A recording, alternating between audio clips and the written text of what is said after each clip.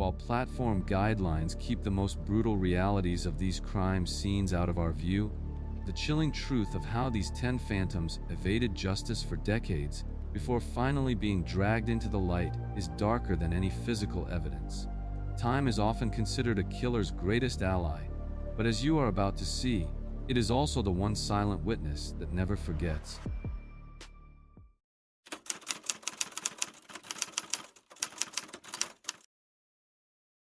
In late November of 1989, the rural, tight-knit community of Clipper in Whatcom County, Washington, presented a picture of idyllic Pacific Northwest tranquility.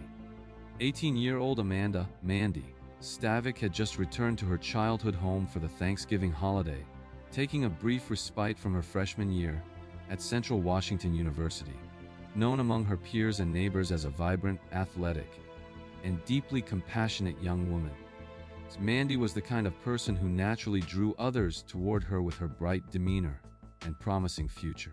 The area surrounding her family residence was heavily forested and sparsely populated,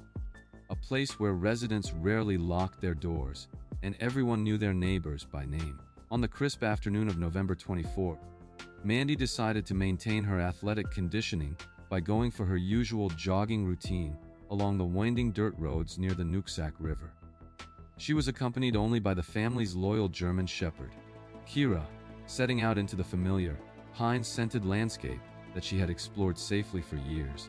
For the Stavik family, the afternoon seemed completely unremarkable, characterized by the typical quietude of a holiday weekend in an isolated rural enclave.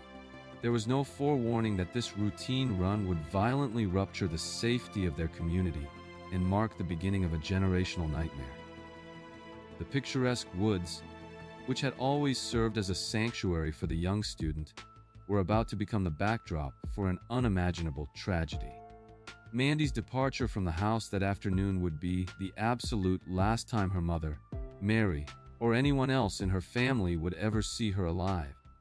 The suffocating blanket of dread first descended upon the Stavik household a few hours later when Kyra, the German shepherd, returned to the family property alone and noticeably agitated. The immediate absence of Mandy was highly uncharacteristic,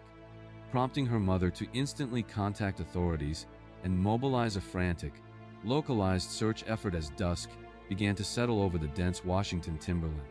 Law enforcement and hundreds of desperate community volunteers scoured the rugged terrain, combing through the heavy brush and dragging the nearby waterways in hopes of finding the missing teenager.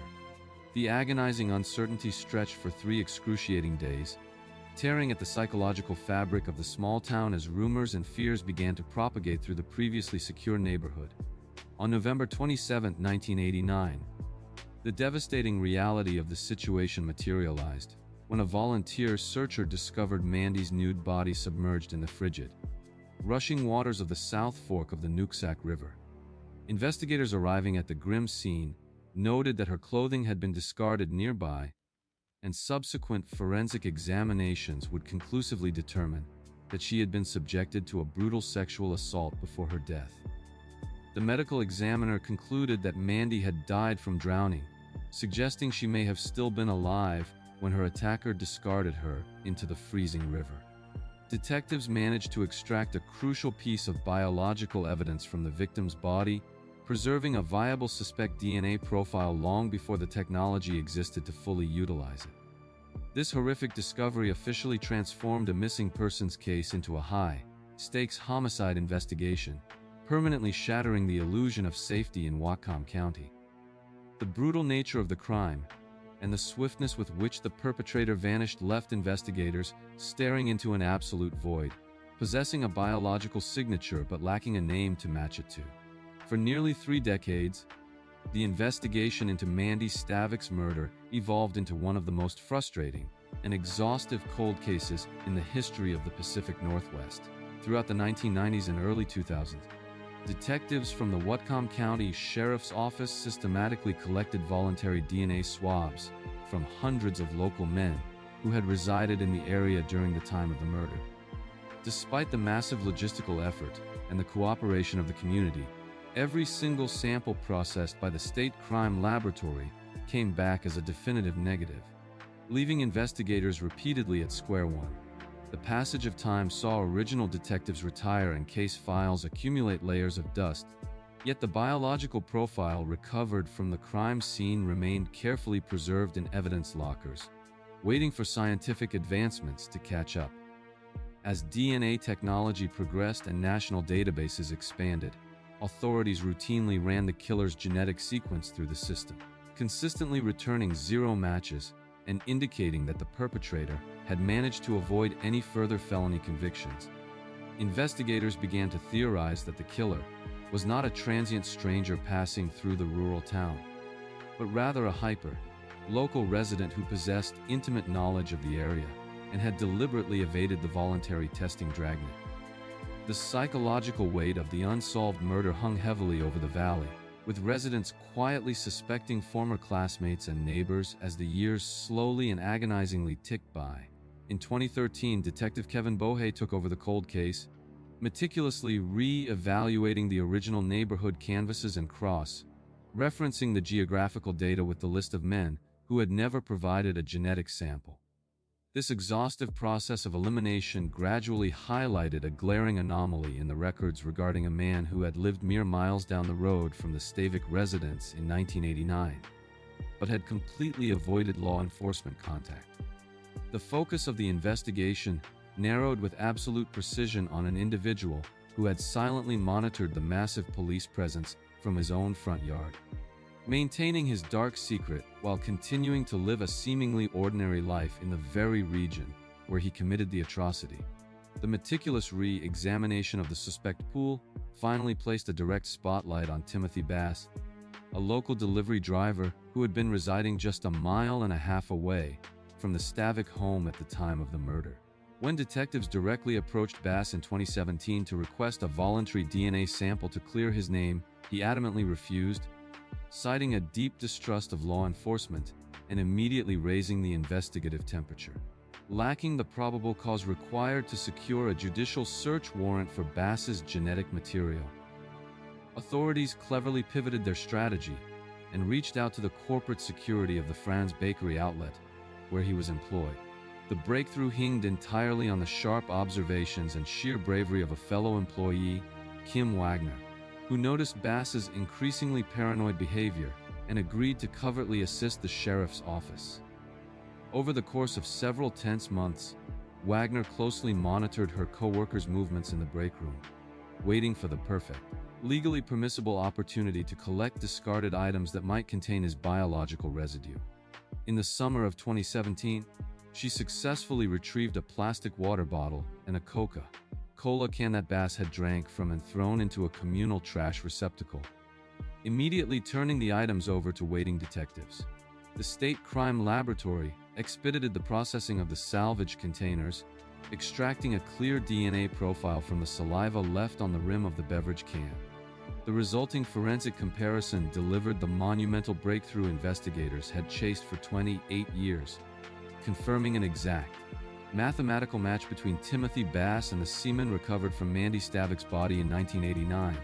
In December 2017, law enforcement descended upon Bass's residence, placing the 50-year-old family man in handcuffs and abruptly terminating his nearly 3 decades of undetected freedom. The arrest sent immediate shockwaves through the Whatcom County community, as residents grappled with the terrifying realization that a brutal killer had been hiding in plain sight, working, shopping, and living among them the entire time. The subsequent legal proceedings systematically dismantled the facade of normalcy that Timothy Bass had carefully maintained since his arrest, culminating in a highly publicized trial in the spring of 2019. Faced with irrefutable biological evidence tying him directly to the crime scene, Bass's defense team desperately attempted to argue that he had engaged in a consensual sexual encounter with Mandy Stavik prior to her disappearance, a claim the prosecution ruthlessly exposed as a logistical and factual impossibility. Testimonies from Mandy's family and friends firmly established that she would have never willingly associated with Bass, while forensic experts methodically detailed how the evidence overwhelmingly pointed to a violent, non-consensual assault leading to her death. After reviewing the comprehensive mountain of forensic data and circumstantial evidence, A jury deliberated for less than a day before returning a definitive verdict of guilty on the charge of first-degree murder. The presiding judge subsequently sentenced Bass to nearly 27 years in a state penitentiary, effectively ensuring that the man who stole an 18-year-old's future would spend the remainder of his own life behind bars. For Mary Stavik, who had endured 28 years of agonizing uncertainty, the verdict provided a profound, albeit solemn, sense of closure, permanently removing the shadow of doubt from her daughter's legacy. The conviction of Timothy Bass stands as a stark testament to the sheer persistence of cold case detectives and the inevitable reach of modern forensic science against those who believe they have successfully outrun their past. This case proved that an offender could hide out in their own quiet neighborhood for decades, silently observing the pain they cause while banking on the limitations of 20th century police work. Yet, as terrifying as it is to realize a killer might simply be the man delivering bread down your street, it is even more harrowing to confront a perpetrator whose hunting grounds spanned an entire state. The chilling reality of a local phantom hiding in the woods pales in comparison to the calculated, widespread terror inflicted by our next subject, a man who weaponized his own training to systematically ravage California for over a decade before science finally forced him to answer for his atrocities.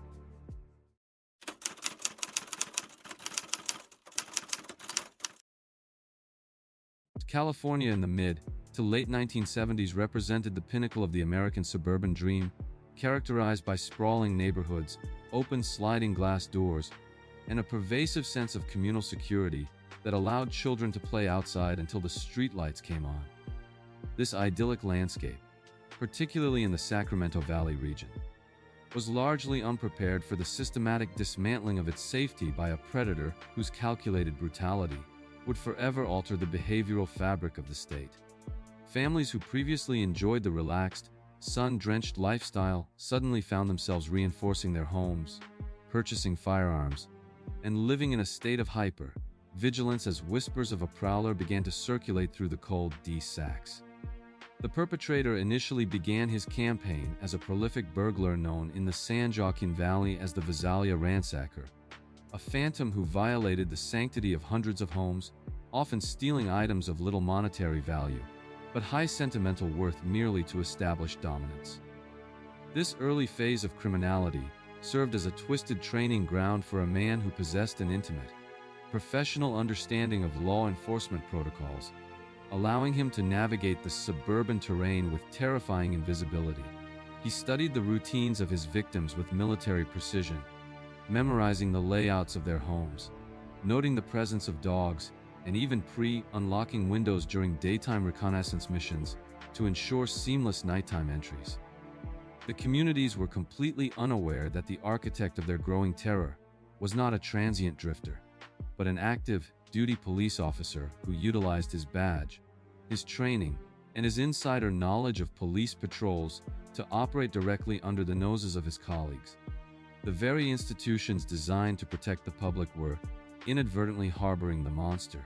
who was methodically dismantling their peace of mind.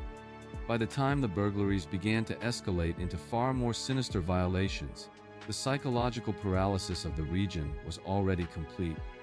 setting a grim stage for a reign of terror that would span across multiple jurisdictions and decades. The transition from a neighborhood nuisance to a prolific, violent offender marked the beginning of an unprecedented criminal epidemic that would leave an indelible, bloody stain on the history of California. The definitive point of no return in this chilling narrative occurred when the geographic and violent scope of the crimes rapidly escalated, officially transforming the prowler into the notorious East Area rapist and signaling a terrifying evolution in his psychopathy. Moving his operations into the Sacramento area, the perpetrator began a highly organized, sadistic campaign of home invasions, specifically targeting single women, and later couples,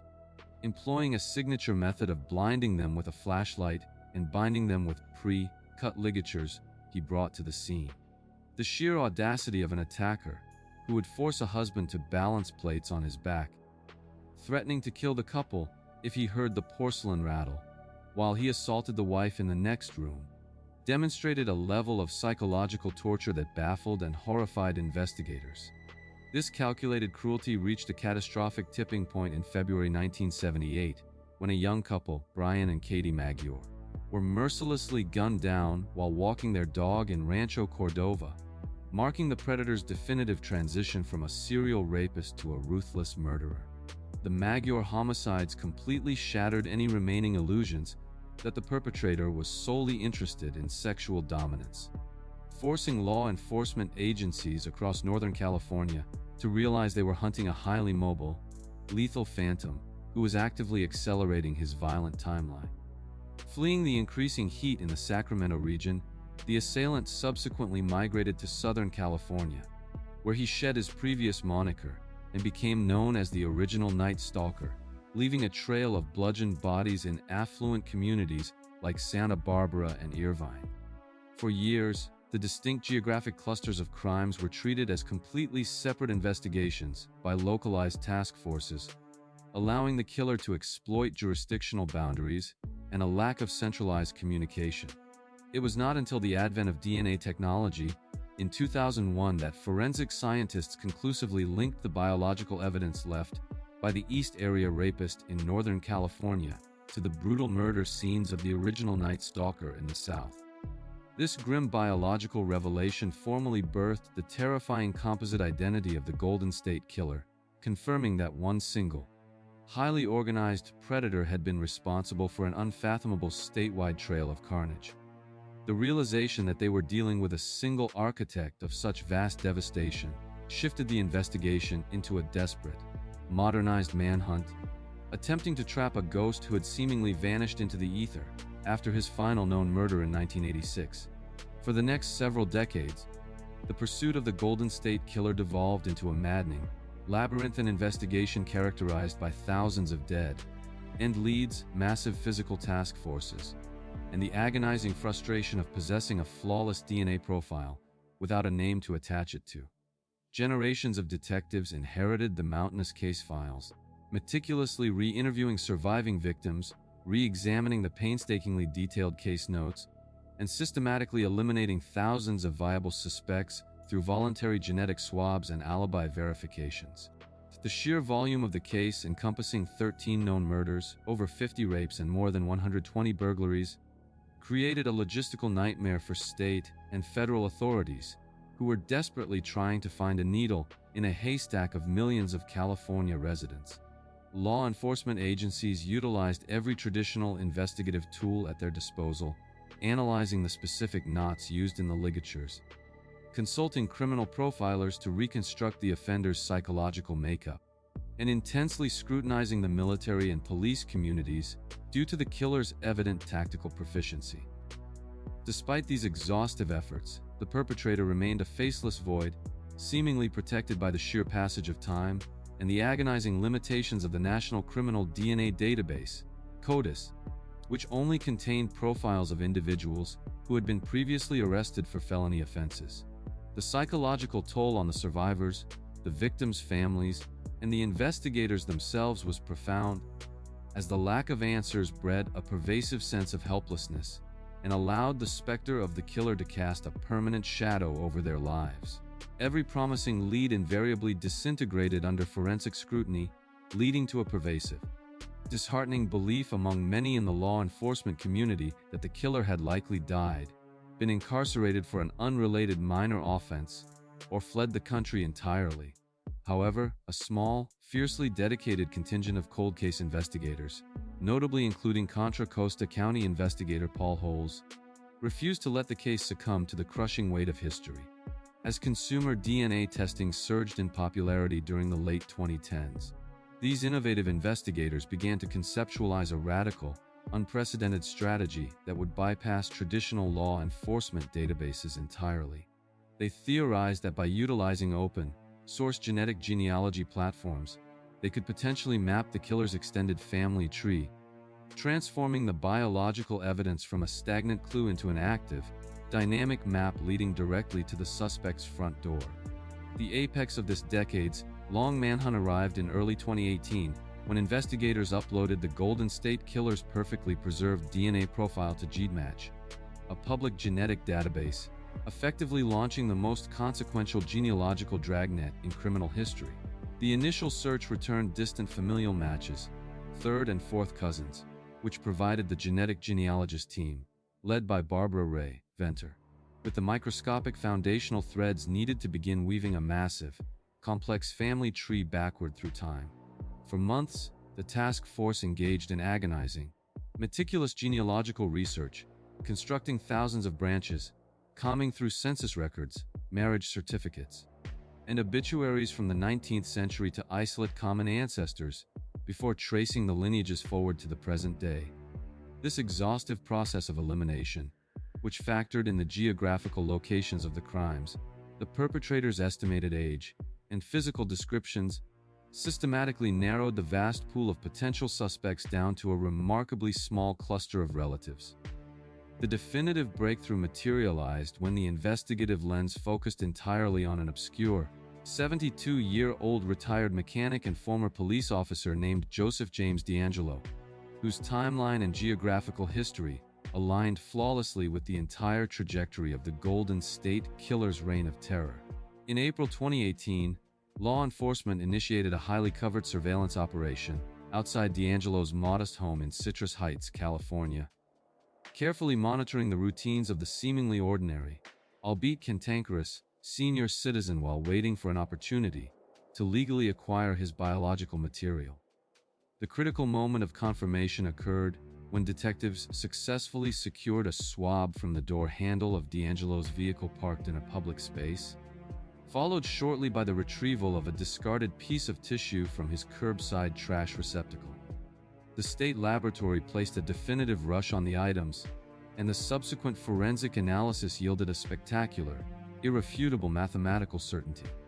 The DNA covertly collected from the grumpy suburban grandfather was a perfect, absolute match to the biological evidence left at the Golden State Killer's brutal crime scenes. On April 24, 2018, a heavily armed strike team descended upon the Citrus Heights residence, swiftly and quietly taking the notorious predator into custody before he could access the weapon stashed inside his home, abruptly ending the most infamous cold case in American history. The arrest and subsequent legal proceedings of Joseph DeAngelo provided a stark,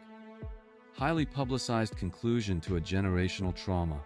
permanently stripping the Phantom of his mystique and exposing him to the blinding light of the judicial system. To spare the aging survivors and victims' families the agonizing ordeal of a protracted, emotionally devastating trial, the prosecution and defense negotiated a comprehensive plea agreement in the summer of 2020. In a makeshift courtroom assembled inside a university ballroom to accommodate the sheer volume of attendees and pandemic restrictions, a frail-looking DeAngelo stood before a judge and methodically whispered, "Guilty," to 13 counts of first-degree murder and admitted to dozens of uncharged sexual assaults. This staggering admission of guilt was followed by a multi-day sentencing hearing where victims and their relatives finally confronted their tormentor face to face, delivering powerful, harrowing impact statements that detailed the decades of night terrors, ruined relationships, and stolen peace he had inflicted upon them.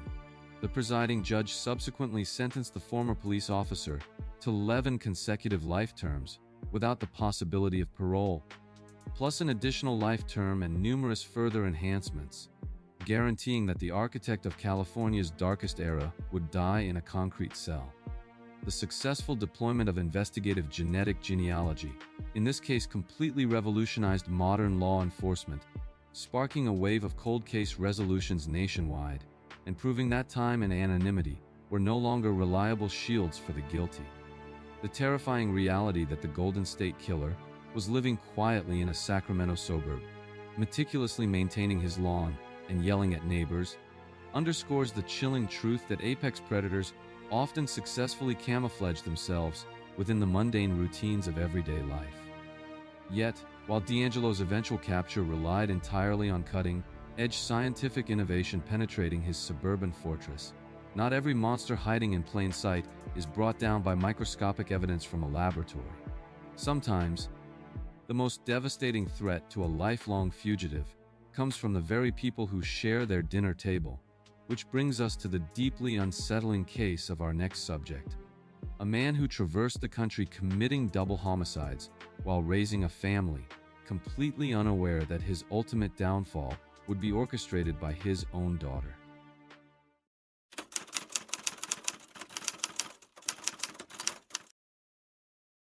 Edward Wayne Edwards managed to construct one of the most elaborate and chilling facades in the annals of American true crime, presenting himself to the world not merely as a law-abiding citizen, but as a reformed intellectual who had conquered his dark past. During the 1970s,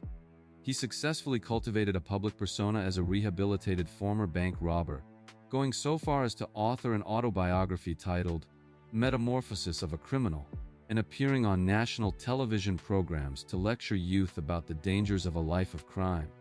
Behind this carefully orchestrated public redemption tour, however,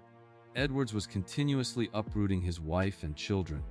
moving them relentlessly across the country from state to state under the guise of pursuing new employment opportunities.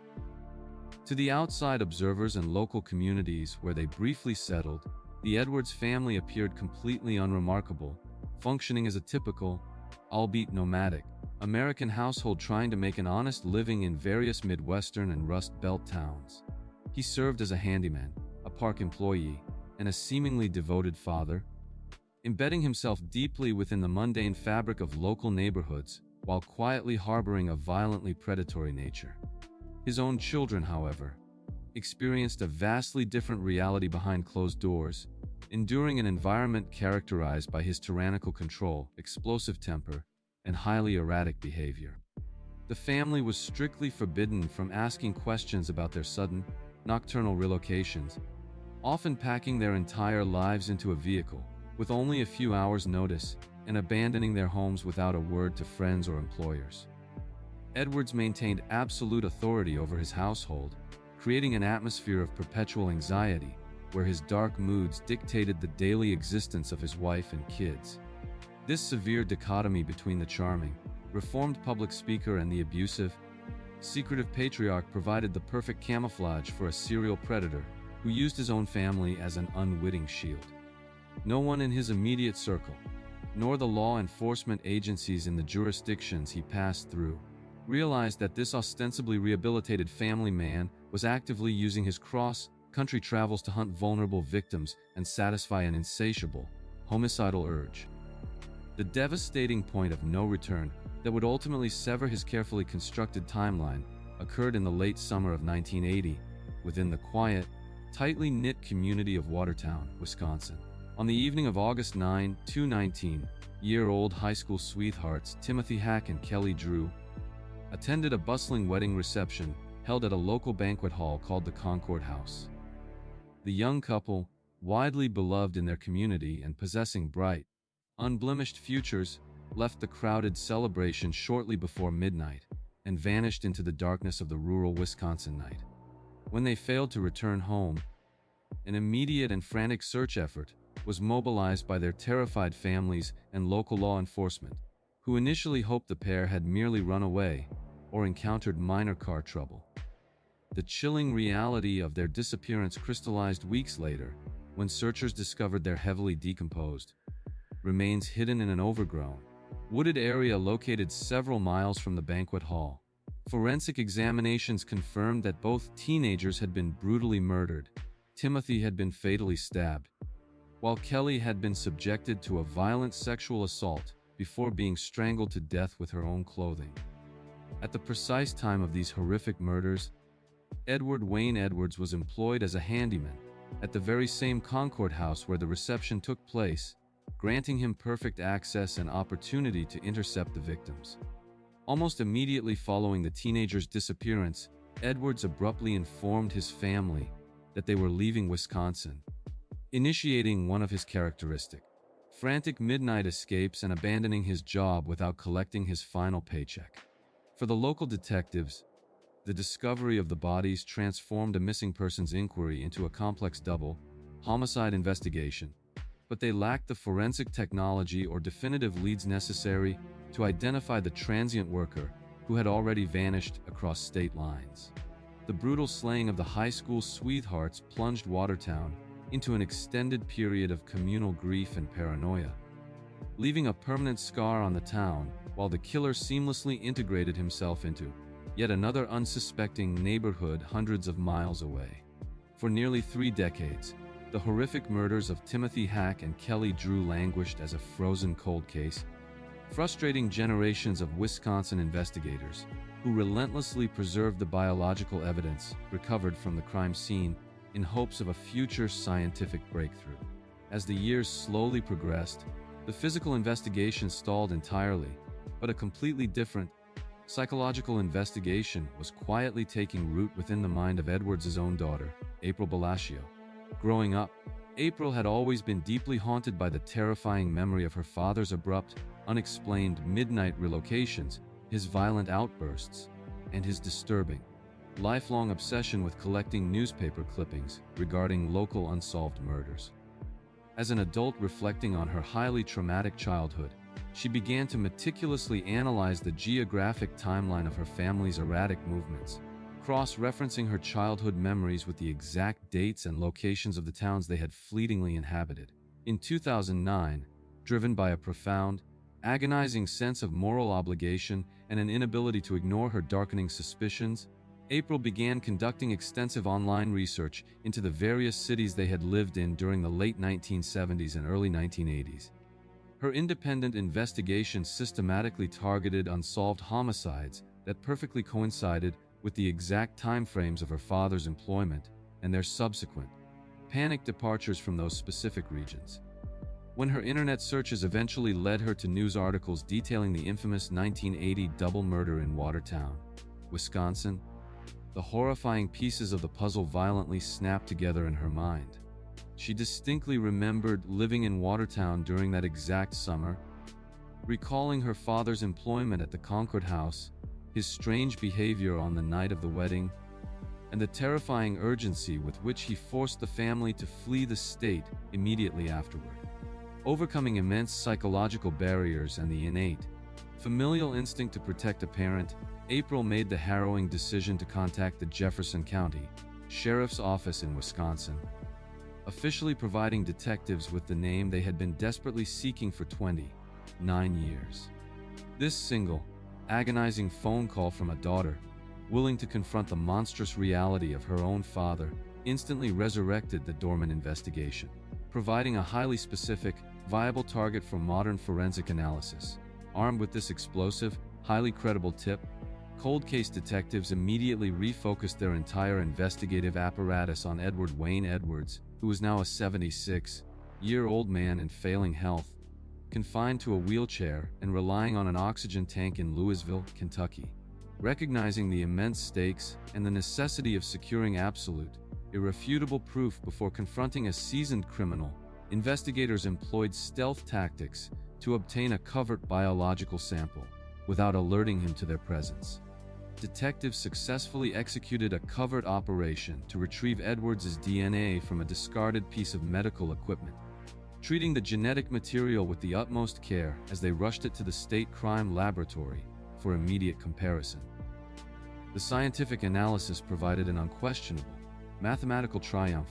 conclusively matching the DNA profile extracted from Edwards to the preserved semen recovered from Kelly Drew's clothing in 1980. Definitively linking the frail senior citizen to the brutal double homicide. In July 2009, law enforcement officers descended upon Edwards' Kentucky residence, arresting the former motivational speaker and formally charging him with the murders of Timothy Hack and Kelly Drew. The arrest was a monumental shock to the public, completely shattering the myth of his highly publicized rehabilitation and exposing the terrifying truth that a prolific serial killer had successfully manipulated the media and the justice system for decades. During the subsequent interrogations, faced with absolute forensic certainty and realizing that his lifelong charade had finally collapsed, Edwards completely abandoned his facade and began to detail the staggering, horrific breadth of his criminal career. The climax of this decades-long deception occurred not in a dramatic courtroom battle, but in the bleak confines of an interrogation room, where a frail, dying man casually confessed to a string of atrocities that spanned multiple states and decades. The sheer magnitude of his admissions horrified even the most seasoned investigators, as he meticulously provided accurate, verifiable details regarding murders that law enforcement had never even previously connected to him. The legal resolution of Edward Wayne Edwards' sprawling crime spree unraveled with chilling efficiency, as his confessions systematically closed several infamous cold cases across the American Midwest. In addition to pleading guilty to the murders of Timothy Hack and Kelly Drew, Edwards formally confessed to the 1977 double homicide of Billy Lavaco and Judy Straub in Ohio, another crime that perfectly aligned with his transient employment history. Most horrifyingly, he admitted to the 1996 murder of his own 25-year-old foster son Danny Boy Edwards, whom he had deliberately killed in a calculated scheme to collect a massive life insurance payout. In 2010, Edwards was officially sentenced to multiple life terms in Wisconsin and Ohio, and he subsequently received the death penalty for the murder of his foster son, ensuring he would never again take a breath as a free man. He ultimately died of natural causes in a prison hospital in 2011, taking any remaining secrets regarding his nomadic reign of terror to the grave,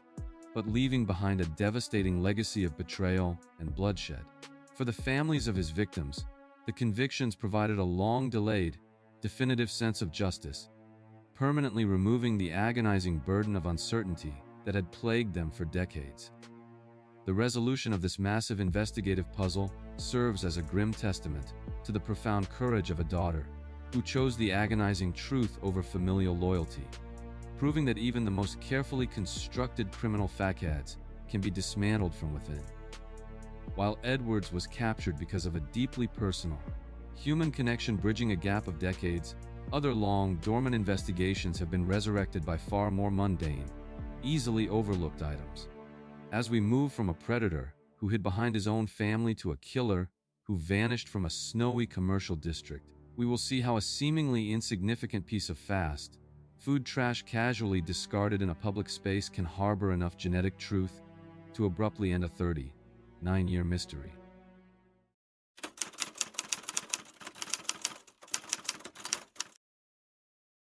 In the bitter, freezing winter of December 1979, the city of Cedar Rapids, Iowa, was completely enveloped in the chaotic, joyful anticipation of the impending holiday season, largely centered around the newly constructed Westdale Mall.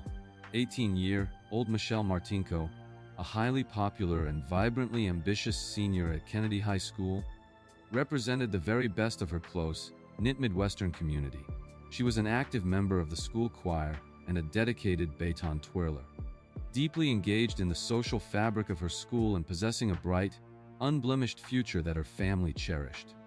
On the evening of December 19, following a celebratory school choir banquet, Michelle borrowed her parents' tan 1972 book Electra to make a brief, seemingly harmless trip to the bustling commercial center to shop for a new winter coat. The mall was teeming with holiday shoppers, brightly illuminated and heavily populated, projecting an absolute aura of suburban safety that completely masked the lethal danger lurking in the dropping temperatures. Michelle navigated the sprawling, snow-dusted parking lot without any apprehension, seamlessly transitioning from her school event into the mundane routine of seasonal retail shopping. For her parents, who expected her to return home shortly after the mall closed, the evening was supposed to be just another unremarkable Wednesday in a long, happy life. However, as the hours ticked past midnight and the harsh Iowa winter night deepened, the warm glow of the holidays began to rapidly chill into a pervasive, suffocating anxiety. The completely uncharacteristic silence from their dependable daughter prompted her father to contact the local authorities, initiating a desperate search operation in the pre-dawn hours of December 20. No one in the community could have possibly anticipated that this routine shopping errand would violently terminate in the darkest corners of a frozen parking lot, leaving an indelible scar on the city of Cedar Rapids for nearly 4 decades. The agonizing uncertainty officially shattered into a grim, horrifying reality at approximately 4:00 a.m. when a patrolling police officer slowly navigating the desolate, completely empty expanse of the Westdale Mall parking lot spotted the Martinko family's book. Approaching the vehicle in the freezing darkness, the officer shined a flashlight through the frosted windows and discovered Michelle's lifeless body, slumped in the passenger seat, immediately transforming a frantic missing persons search into a devastating homicide investigation. The interior of the vehicle presented a scene of unimaginable brutality. The 18-year-old had been viciously stabbed 29 times in the face, neck, and chest, indicating an attack fueled by profound, explosive rage. Despite the overwhelming ferocity of the assault, detectives quickly ruled out robbery and sexual assault as the primary motives, as Michelle was found fully clothed and her purse remained completely untouched inside the car. Forensic examiners meticulously analyzing the blood-soaked interior noted extensive defensive wounds on the young woman's hands, definitively proving that she had fought her attacker with extraordinary, desperate tenacity until her final breath. During this fierce, confined struggle within the front seat of the Buick, the perpetrator's weapon had slipped in the frenzy, causing him to sustain a significant laceration and bleed directly onto Michelle's black dress. This critical, inadvertent transfer of the killer's biological material remained perfectly preserved in the freezing temperatures, locking his genetic signature into the fabric of the crime scene evidence long before the existence of forensic DNA testing. The sheer violence of the unprovoked slaughter sent immediate, terrifying shockwaves throughout Cedar Rapids, shattering the illusion of safety and prompting residents to arm themselves as a phantom killer vanished into the winter night. Investigators were left staring at a completely baffling scenario: a beloved high school student brutally massacred in a public space with no witnesses, no obvious motive, and a killer who had evaporated without a single trace. This horrific discovery in the snow-covered parking lot marked the definitive point of no return for the community, initiating a relentless 39-year pursuit of justice that would eventually rely on scientific miracles to solve. For decades following the brutal slaying,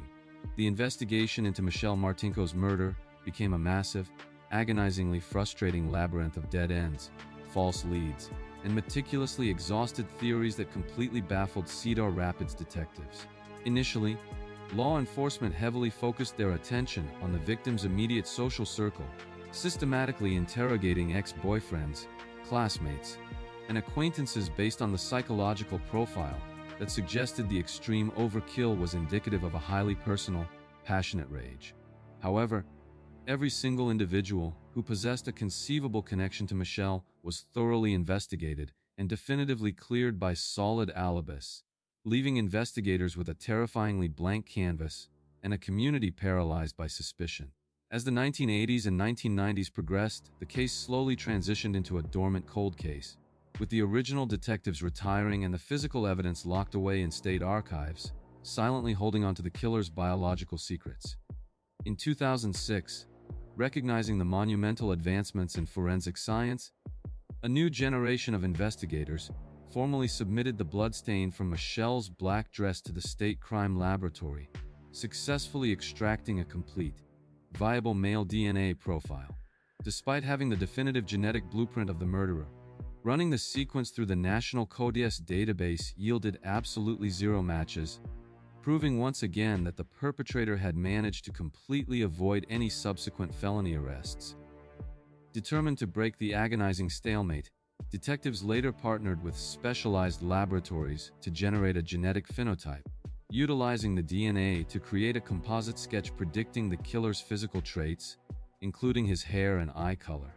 While the composite generated localized media attention and renewed public interest, it was the revolutionary application of investigative genetic genealogy in 2018 that truly resurrected the investigation from its frozen slumber. Genealogists painstakingly constructed complex familial trees from distant relatives found in public DNA databases, spending countless hours tracing historical census records and obituaries to systematically narrow the focus down to a specific set of brothers living in Iowa. The investigative net, which had once cast blindly over the entire Midwest, suddenly contracted with absolute, laser-like precision onto 3 men, setting the stage for a covered operational climax to isolate the true monster. The decades-long hunt officially entered its most critical, high-stakes phase when detectives narrowed their absolute focus onto Jerry Burns, a 64-year-old successful businessman and seemingly upstanding community member residing in Manchester, Iowa. Knowing they possessed the precise familial lineage, but lacking the direct legal authority to compel a DNA sample from Burns, investigators initiated a highly organized, stealthy surveillance operation to legally acquire his biological material. In October 2018, an undercover team meticulously tracked the unsuspecting suspect as he went about his routine day, eventually following him into a local restaurant, where he sat down to consume a mundane meal. Detectives patiently observed from a distance, watching with bated breath as Burns drank from a clear plastic straw, fully aware that this single, insignificant piece of fast food refuse contained the genetic key to solving a 39-year-old atrocity. The moment Burns stood up and vacated the table, abandoning his half-empty beverage, an undercover investigator immediately swooped in to secure the discarded straw, handling the heavily contaminated plastic as if it were a priceless artifact. The covertly obtained item was immediately rushed to the state crime laboratory on an expedited priority, where forensic scientists worked feverishly to extract the cellular material clinging to the rim. The subsequent scientific analysis delivered a profound, mathematically irrefutable triumph. The DNA profile extracted from the restaurant straw was an absolute, flawless match to the blood left on Michelle Martinko's dress in 1979. On December 19, 2018, exactly 39 years to the day after Michelle was brutally murdered, heavily armed officers arrived at Burns's business office to execute an arrest warrant, abruptly terminating his decades of unearned freedom. During the tense, recorded interrogation, Burns feigned complete ignorance, denying he ever knew the victim and expressing baffled confusion. Yet he completely failed to provide any logical explanation for how his blood materialized inside the bloody crime scene. The sheer shock of the arrest instantly reverberated throughout Iowa, completely shattering the facade of a respected local businessman and exposing the horrifying reality that a ruthless killer had successfully masqueraded as a normal neighbor for nearly 4 decades. The subsequent legal proceedings against Jerry Burns permanently dismantled his carefully maintained life, culminating in a highly anticipated, emotionally charged trial in the early months of 2020. During the proceedings, his defense team desperately attempted to introduce seeds of reasonable doubt by arguing that the DNA evidence could have been the result of secondary transfer or accidental crime scene contamination, a theory that completely disintegrated under scientific scrutiny. Forensic experts systematically testified that the sheer volume of the defendant's blood, which was intimately mixed with the victim's own blood during the violent struggle, made any scenario other than his direct, physical involvement mathematically and scientifically impossible. Faced with this insurmountable mountain of biological truth, the jury required less than 3 hours of deliberation to return a definitive, unanimous verdict of guilty on the charge of first-degree murder. The presiding judge subsequently sentenced the 66-year-old to life in prison without the possibility of parole,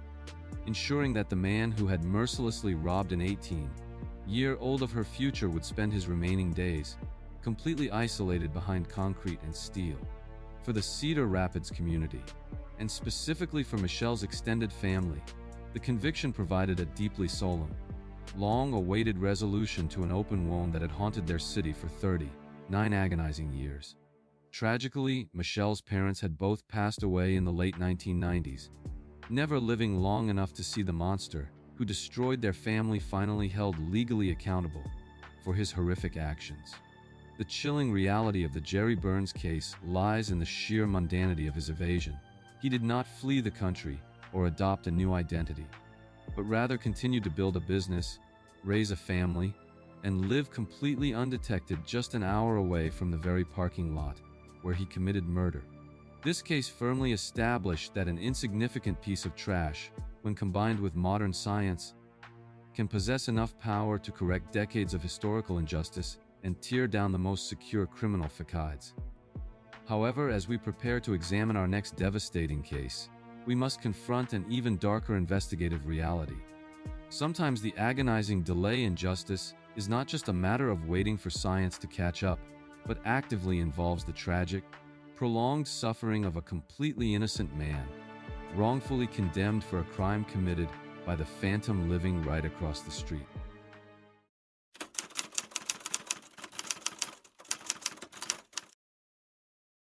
Idaho Falls in the summer of 1996 was a quintessential, closely knit northwestern community where violent crime was an absolute anomaly, providing a false sense of security for its residents. 18-year-old Angie Dodge was a fiercely independent, vibrant young woman who had just achieved a major milestone of adulthood by moving into her very first apartment. She was employed at a local beauty supply store and was deeply focused on building her independence, relishing the newfound freedom that came with living on her own terms. Her friends and family described her as a deeply compassionate and energetic individual whose infectious smile easily lit up any room she entered, making her a beloved figure within her social circles. The modest apartment on I Street represented a personal sanctuary for the teenager, a quiet space where she could safely transition from adolescence into the promising adult life she was so eagerly constructing. Despite the proximity to her family, Angie took immense pride in maintaining her own living space, diligently working her retail job to afford the rent and demonstrating a maturity that impressed everyone who knew her. During the sweltering weeks of mid-June, the neighborhood around her complex remained entirely unassuming, characterized by quiet streets and the familiar routines of working-class residents going about their daily lives. For Carol Dodge, Angie's fiercely devoted mother, the knowledge that her daughter was safely settled just a short distance away provided a comforting reassurance that her child was successfully navigating the challenges of early adulthood. There was absolutely no forewarning that the sanctuary Angie had so proudly secured for herself would rapidly transform into the site of a horrifying atrocity, completely shattering the tranquility of Idaho Falls. The promise of her bright, unwritten future was about to be violently extinguished in a matter of hours, leaving a devastated community and a heartbroken mother to grapple with a mystery that would consume their lives for more than 2 decades. The devastating rupture of this peaceful existence occurred on the morning of June 13, 1996, when Angie failed to arrive for her scheduled shift at the beauty supply store, immediately triggering alarm bells among her highly punctual colleagues. Concerned coworkers ultimately contacted the police, prompting officers to conduct a welfare check at her apartment on I Street, an intervention that would permanently alter the historical fabric of the Idaho Falls community. Upon entering the residence, law enforcement officers were confronted with a scene of unimaginable brutality, discovering Angie's partially clothed body positioned on her bedroom floor, leaving seasoned detectives completely horrified by the sheer ferocity of the attack. Forensic examinations rapidly concluded that the young woman had been subjected to a violent sexual assault before being viciously stabbed to death, with the medical examiner noting an extreme level of overkill that suggested a highly localized, personal rage. Despite the chaotic and bloody nature of the crime scene, the perpetrator had inadvertently left behind a highly pristine, genetically dense semen sample on the victim's sweatpants, securing an irrefutable biological signature of the monster responsible. The immediate investigation revealed absolutely no signs of forced entry, leading detectives to initially theorize that Angie may have known her attacker, or simply opened her door to someone she perceived as non-threatening in her own neighborhood. The sheer brutality of the unprovoked slaughter sent immediate, terrifying shockwaves throughout Idaho Falls, fundamentally shattering the illusion of regional safety and prompting residents to heavily reinforce their doors against a phantom predator. Investigators were left staring at a completely baffling scenario: a beloved young woman brutally massacred within her own sanctuary with no witnesses, no immediate motive, and a killer who had vanished back into the civilian population without leaving a physical trail beyond the microscopic evidence. This horrific discovery in the modest apartment marked the definitive point of no return for the town, initiating a relentless, convoluted pursuit of justice that would tragically ensnare an innocent teenager before eventually revealing the terrifying truth. For over 2 decades, the investigation into Angie Dodge's murder evolved into a massive, agonizingly tragic misdirection of justice that fundamentally betrayed the core tenets of the American legal system. Under immense public pressure to swiftly resolve the high-profile case, Idaho Falls detectives aggressively zeroed in on a group of local teenagers, eventually isolating a year-old named Christopher Tapp, who possessed absolutely no physical connection to the crime scene. Subjected to countless hours of grueling, psychologically manipulative interrogations, featuring deceptive polygraphs and false promises of leniency, the highly vulnerable and exhausted Tapp eventually yielded, providing a heavily coerced, factually inconsistent confession that implicated himself as an accomplice. Despite the glaring, insurmountable reality that the pristine DNA profile extracted from the semen at the crime scene unequivocally excluded Tapp, the prosecution utilized his coerced statements to secure a devastating conviction in 1998, sentencing the innocent man to life in prison. While the local justice system celebrated the closure of the case, Carol Dodge, possessed by a relentless, fiercely maternal instinct for the absolute truth, fundamentally refused to accept the official narrative, knowing in her soul that the real perpetrator was still roaming free. She embarked on a decades-long, agonizing crusade, personally analyzing thousands of hours of interrogation tapes, consulting with independent forensic experts, and publicly advocating for the exoneration of the very man convicted of participating in her daughter's murder. As the years slowly progressed and DNA technology advanced exponentially, the glaring contradictions between the biological evidence and Tapp's coarse confession became entirely impossible for the legal establishment to rationally ignore or defend. By 2017, the mounting undeniable pressure from Carol Dodge and various Innocence projects culminated in Tapp's eventual release, although he was initially forced to accept a deeply unjust Alford plea, just to secure his physical freedom from the penitentiary. This catastrophic failure of the judicial system left investigators back at absolute zero,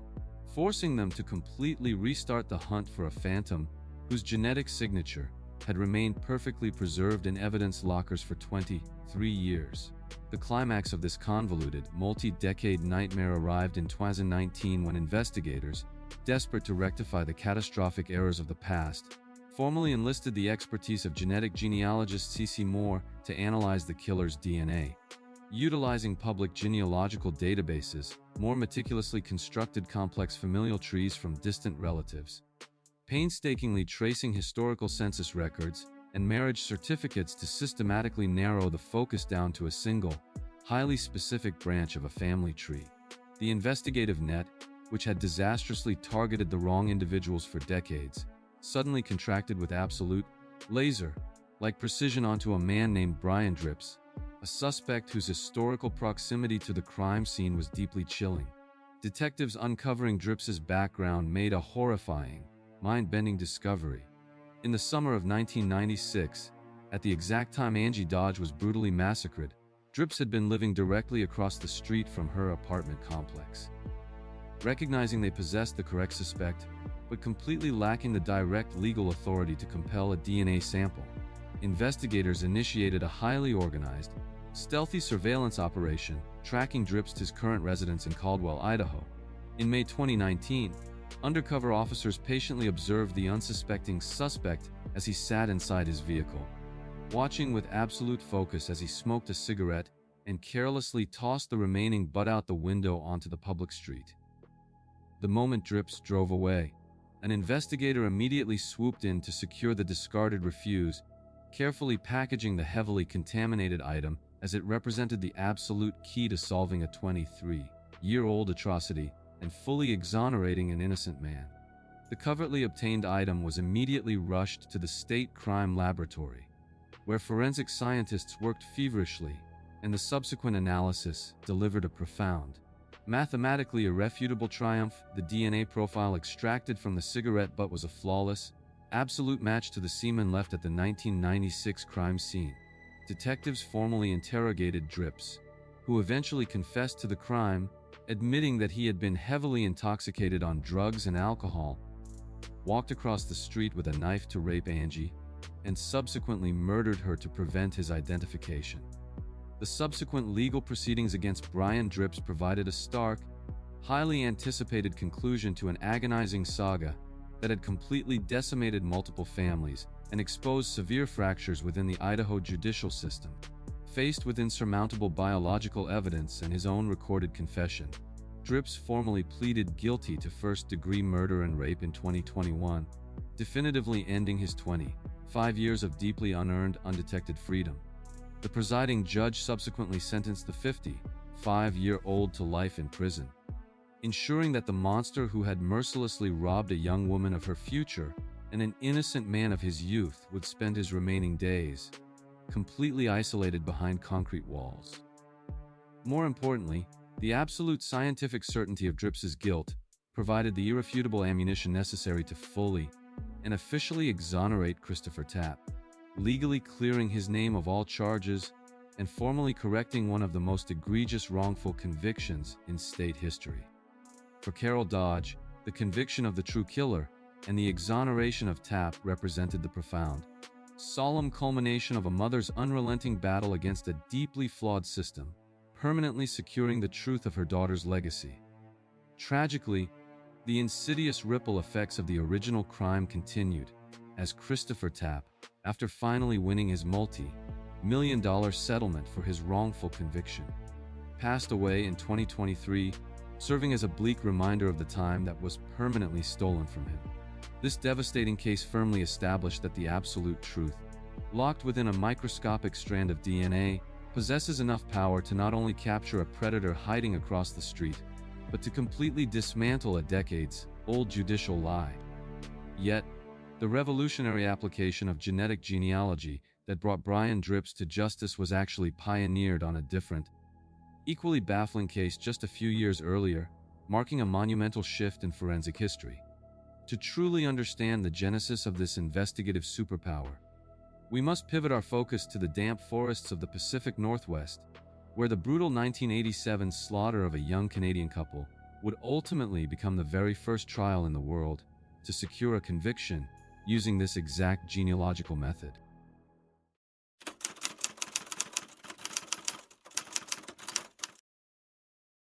In the late autumn of 1987, the damp,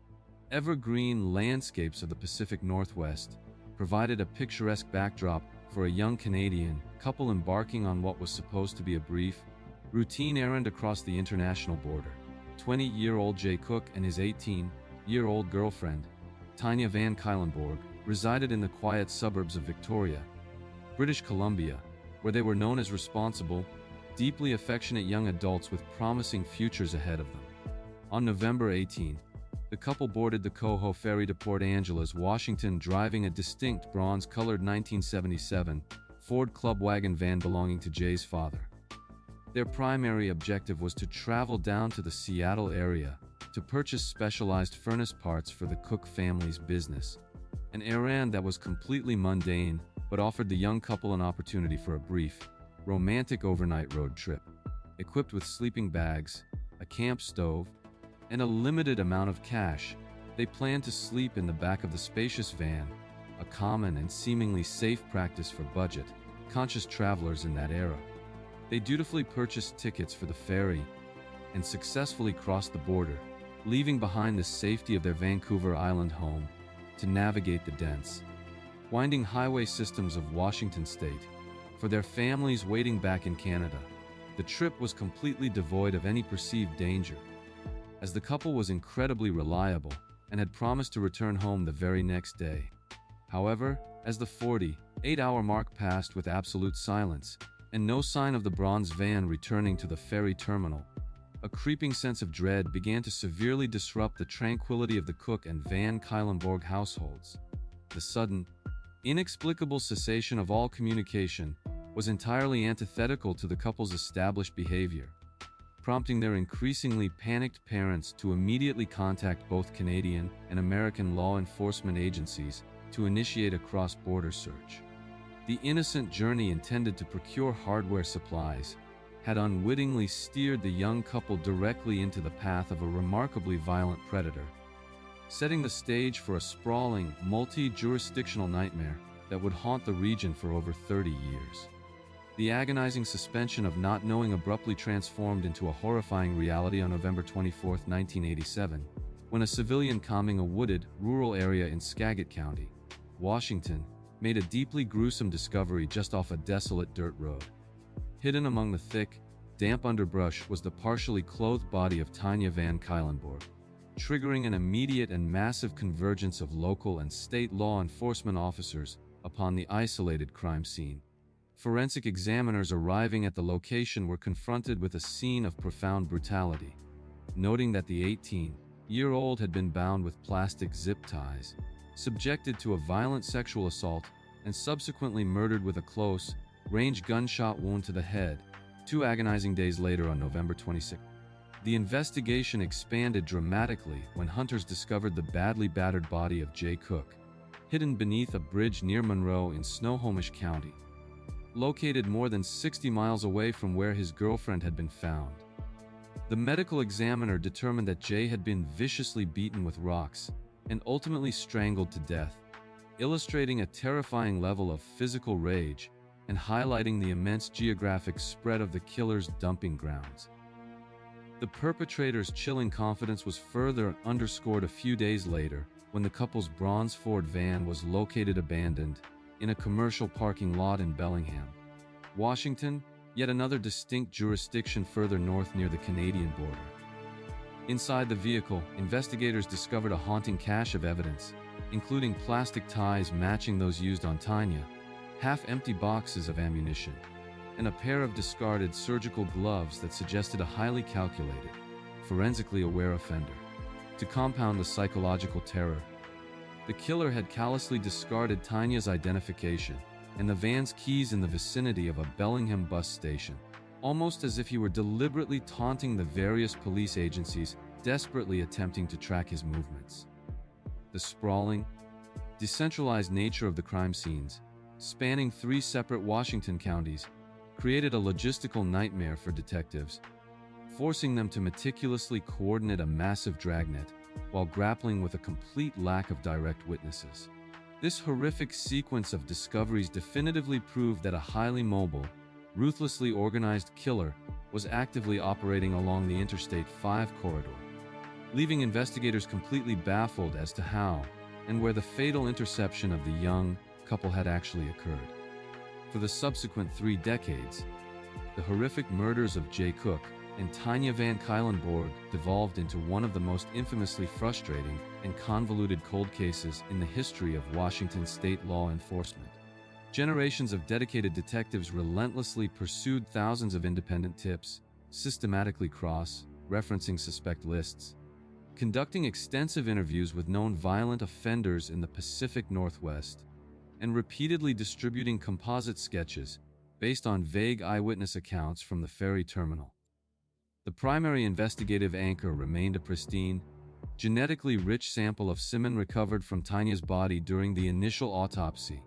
a critical piece of biological evidence that was fiercely guarded in state archives while detectives waited for the evolution of modern science. As DNA profiling technology matured into a standard forensic tool in the late 1990s and early 2000s, authorities routinely uploaded the killer's genetic sequence into the National CODIS database, fully expecting to identify a seasoned, incarcerated felon. Instead,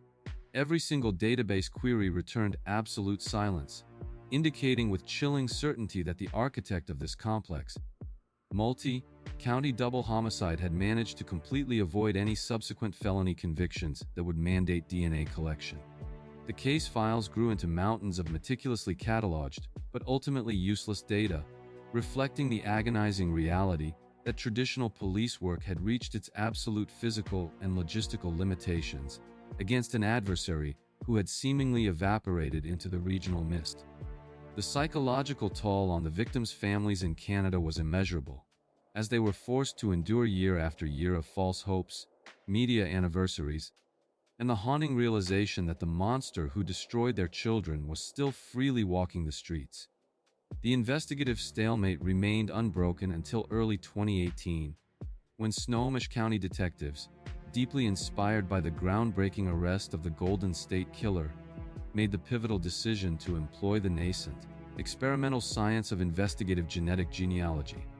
Partnering with specialized genealogical scientists, investigators utilized a digitized version of the crime scene DNA to navigate public genealogical repositories, initiating a massive, highly complex tracing of the killer's distant familial lineage. After months of painstaking, relentless genealogical mapping that involved building extensive family trees from distant cousins and carefully referencing historical census data with the geographic locations of the murders. The scientific dragnet definitively collapsed upon a single, highly specific suspect pool. The monumental genealogical breakthrough completely bypassed the stagnant criminal databases and explicitly directed law enforcement attention toward an obscure, 55-year-old commercial truck driver named William Earl Talbot II, a man who possessed no significant criminal record. Digging into Talbot's background, investigators uncovered that in November 1987, he was a 24-year-old resident living in Woodinville, Washington, precisely situated within the geographic nexus of the widely scattered crime scenes and the couple's travel route. Recognizing that they had theoretically identified the ghost who had haunted the region for 31 years, a specialized surveillance task force was immediately deployed to discreetly monitor Talbot's daily routines and legally acquire his genetic signature. For several tense weeks in the spring of 2018, undercover operatives shadowed the unsuspecting truck driver as he navigated his delivery routes, patiently waiting for a single, legally permissible misstep that would allow them to harvest his discarded biological material. The definitive climax of the operation materialized in Seattle when Talbot, entirely unaware of the massive law enforcement apparatus focused upon him, absent-mindedly dropped a paper coffee cup out of his vehicle's window and drove away. An undercover detective immediately rushed into the street to secure the discarded refuse, carefully treating the heavily contaminated cup as the absolute key to unlocking a 3-decade-old mystery and delivering it directly to the State Crime Laboratory on an expedited basis. The subsequent forensic analysis conducted by state scientists provided a profoundly irrefutable mathematical triumph. The DNA profile extracted from the saliva on the coffee cup was a flawless, absolute match to the semen recovered from Tanya Van Kellenborg in 1987. Armed with this insurmountable biological certainty, heavily armed officers intercepted Talbot in May 2018, placing the completely stunned truck driver in handcuffs and abruptly terminating his 31 years of undetected, unearned freedom. The arrests sent immediate shockwaves through the Pacific Northwest and the global law enforcement community, fundamentally altering forensic history, as it marked the very first time an arrest generated by investigative genetic genealogy was officially slated to face the rigorous scrutiny of a jury trial.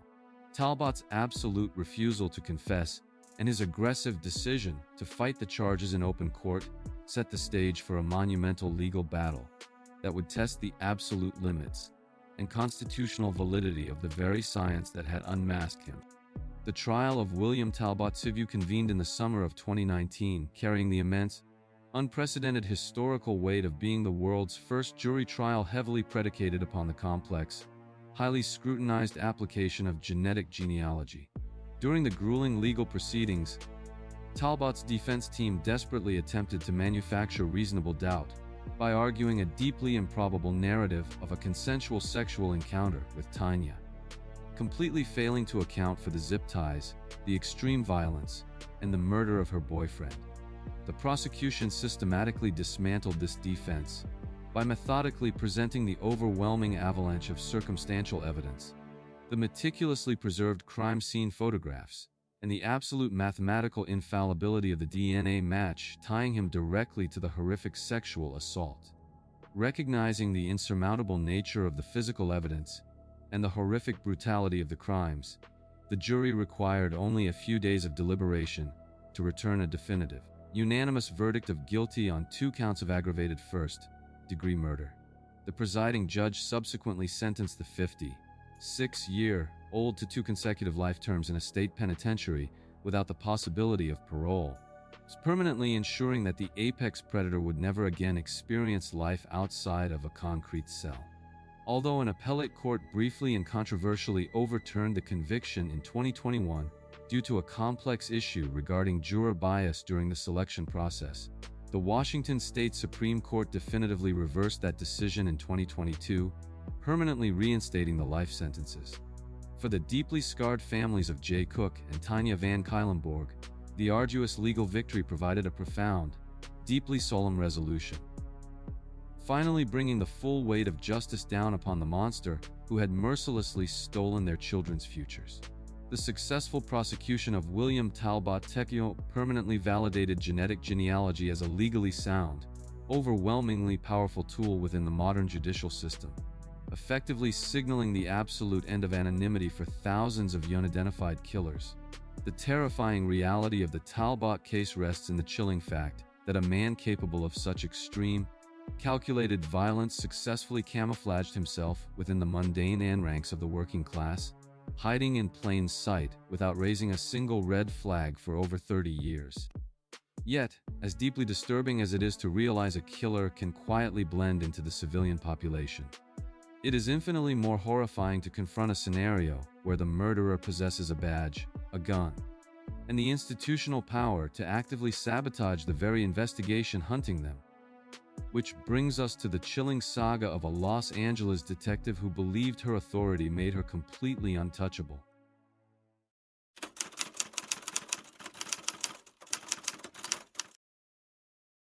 In the bustling, sun-drenched sprawl of Los Angeles during the mid-1980s,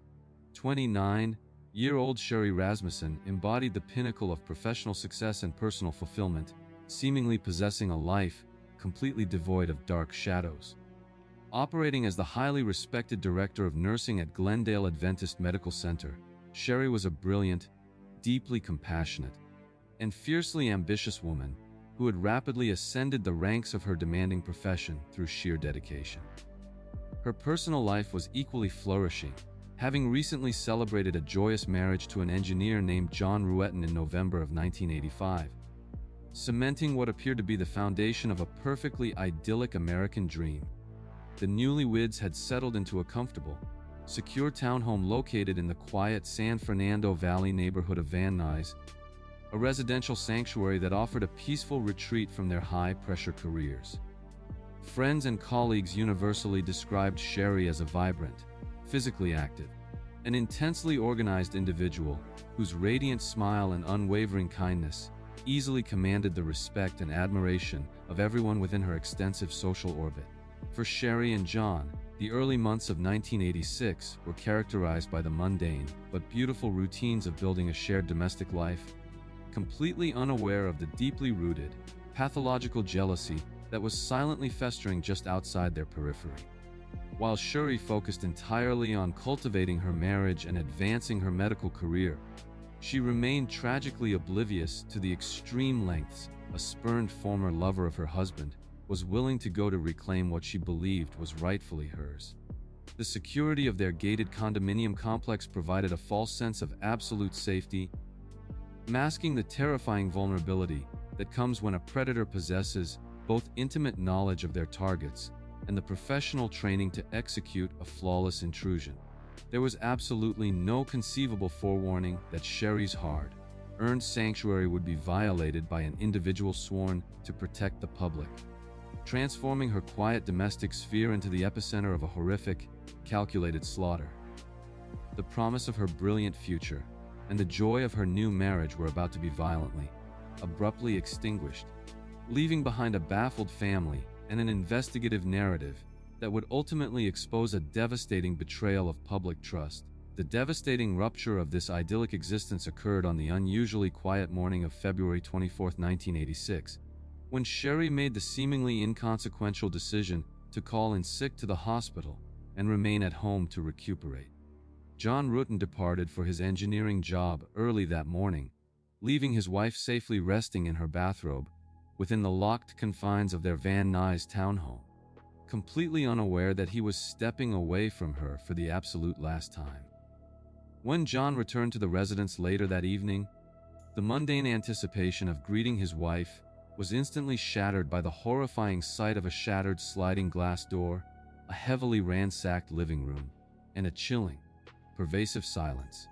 Moving frantically through the disorganized home, he made a gruesome, heart-stopping discovery on the living room floor, finding Sherry's brutally battered and bloodied body bearing the unmistakable, horrific signatures of a desperate, violently protracted physical struggle.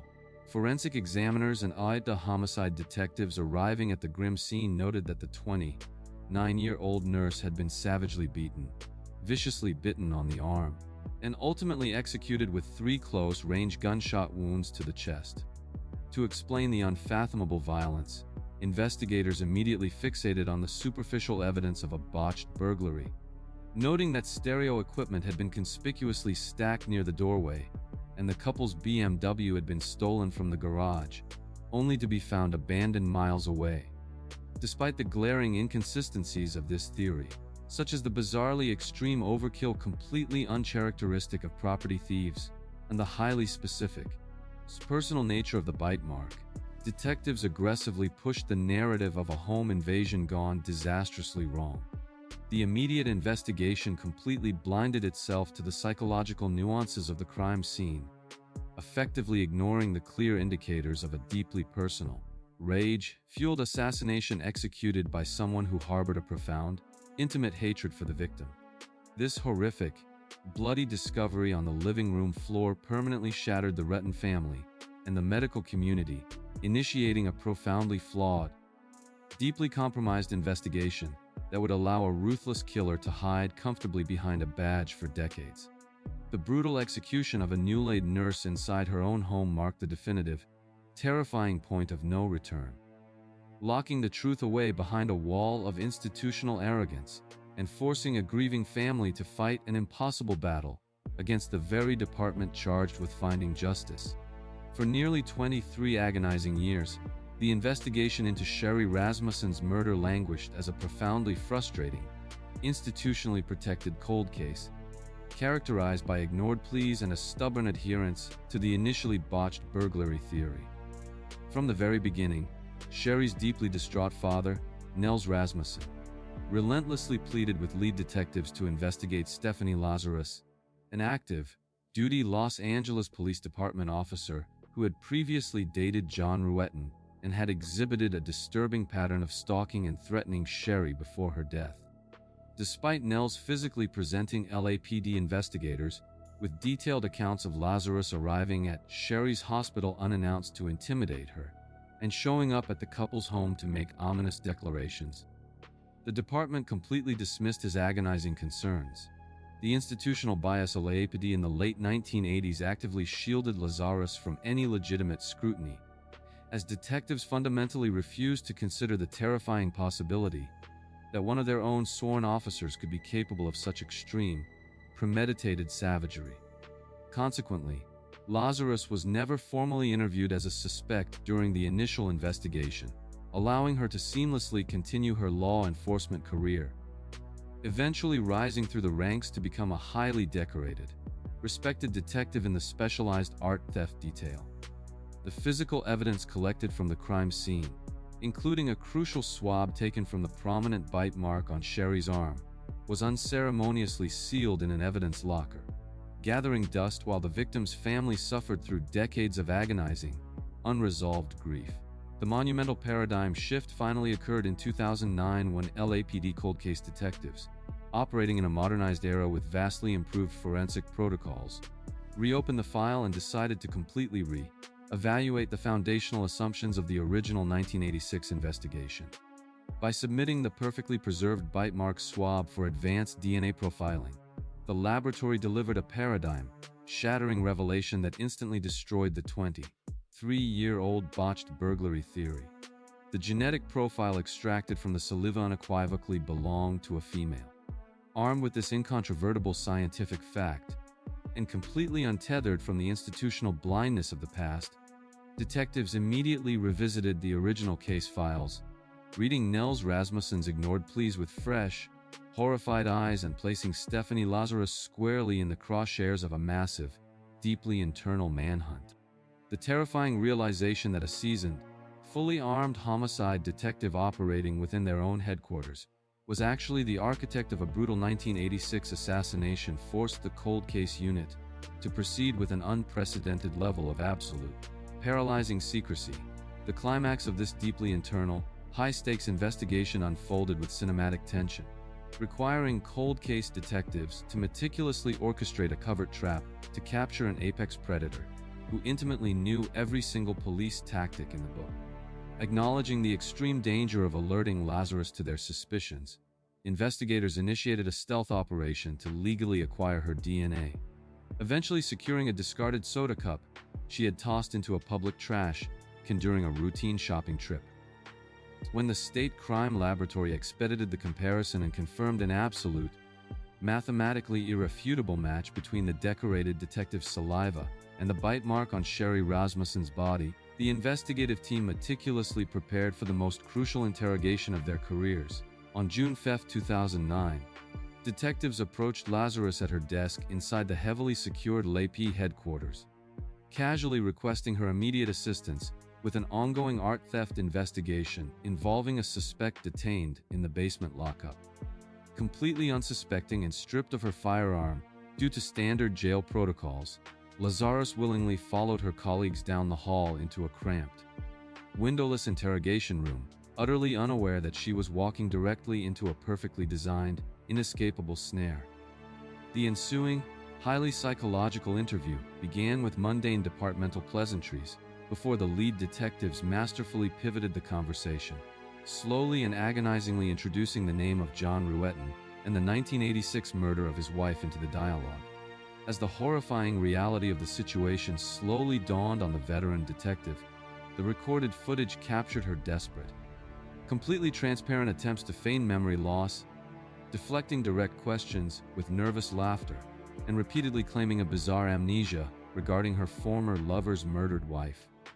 Realizing she was completely trapped by her own colleagues and that her decades of immaculate deception had totally collapsed, an increasingly panicked Lazarus abruptly invoked her right to remain silent and attempted to walk out of the room.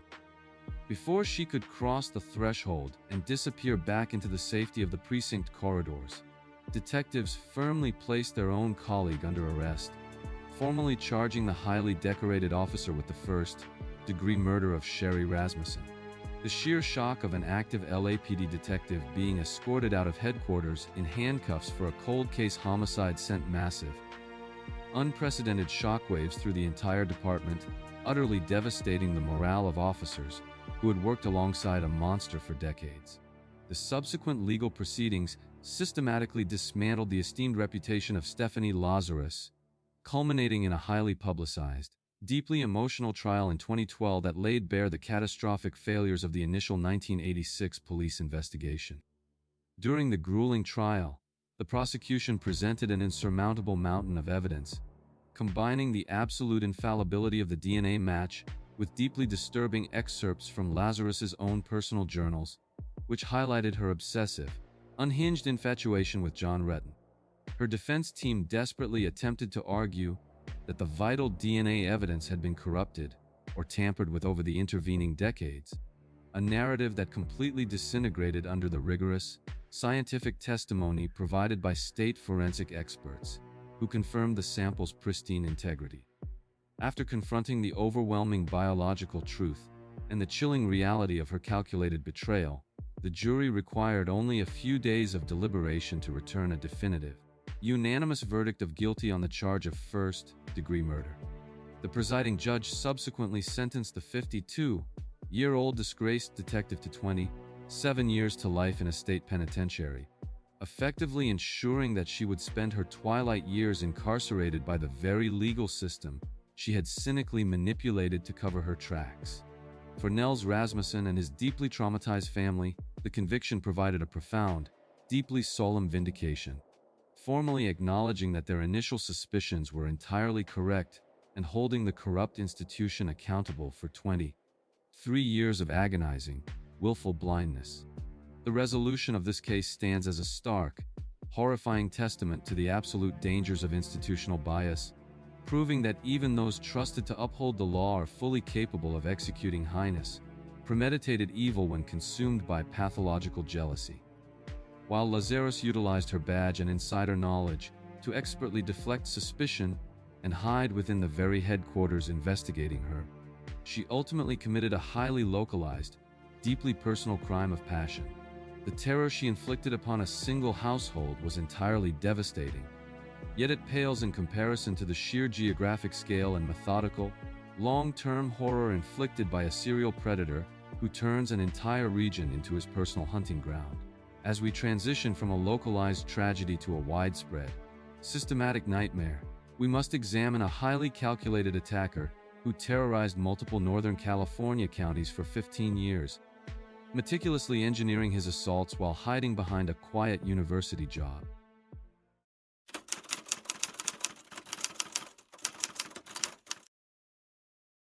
Northern California in the early 1990s presented a sprawling landscape of vibrant college towns, quiet suburban enclaves,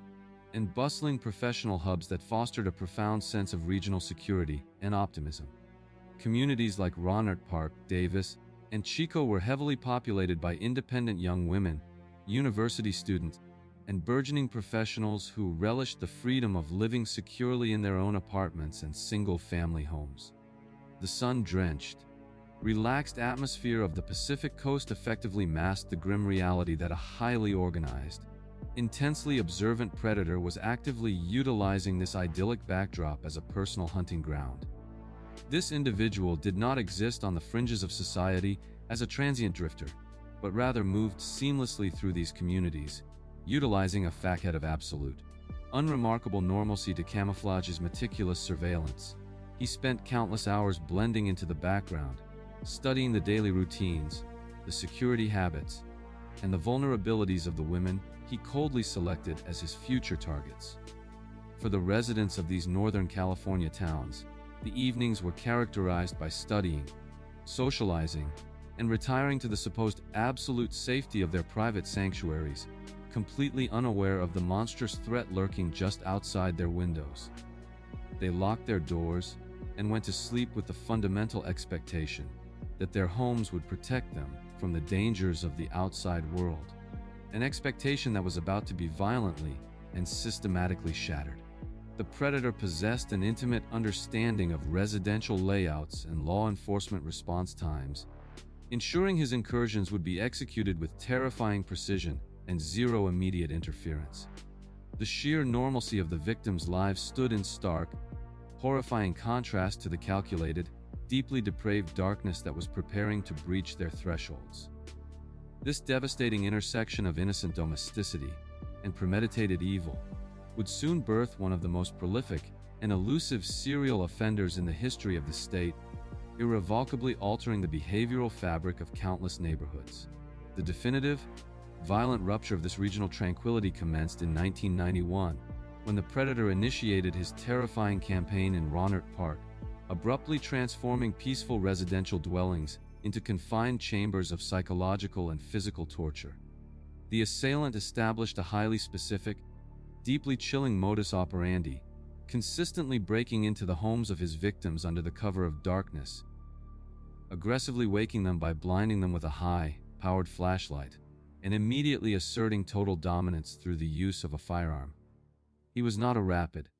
opportunistic attacker. Rather, he operated with a horrifying, calculated patience, often binding his victims with zip ties or duct tape and subjecting them to hours of agonizing, systematic sexual violence. To further compound their terror and assert his absolute control, he would routinely force his captives to dress, abduct them in their own vehicles, and drive them to local ATMs to empty their bank accounts before abandoning them or returning them to their violated homes. He frequently ransacked their residences, stealing small, seemingly insignificant items like jewelry, photographs, or clothing to keep as twisted, personal trophies of his conquests,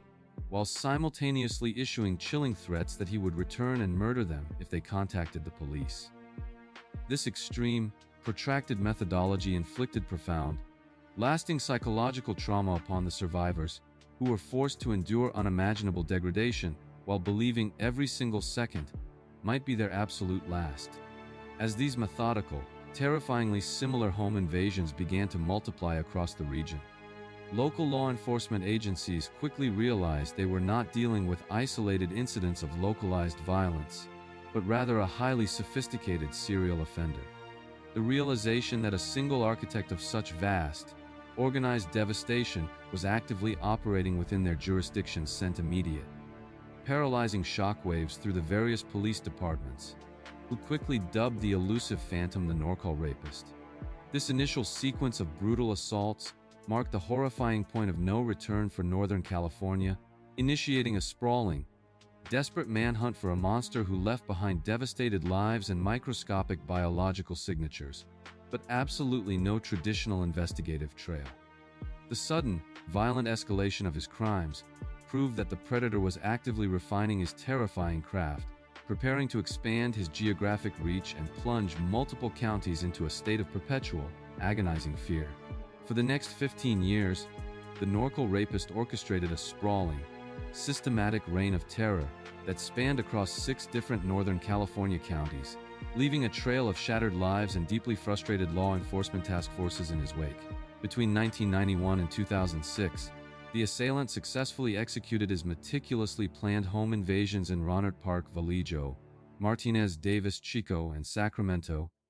constantly shifting his hunting grounds to aggressively exploit jurisdictional boundaries and evade localized police dragnets. Despite the formation of massive, multi-agency task forces and the agonizing, detailed testimonies of the incredibly brave survivors,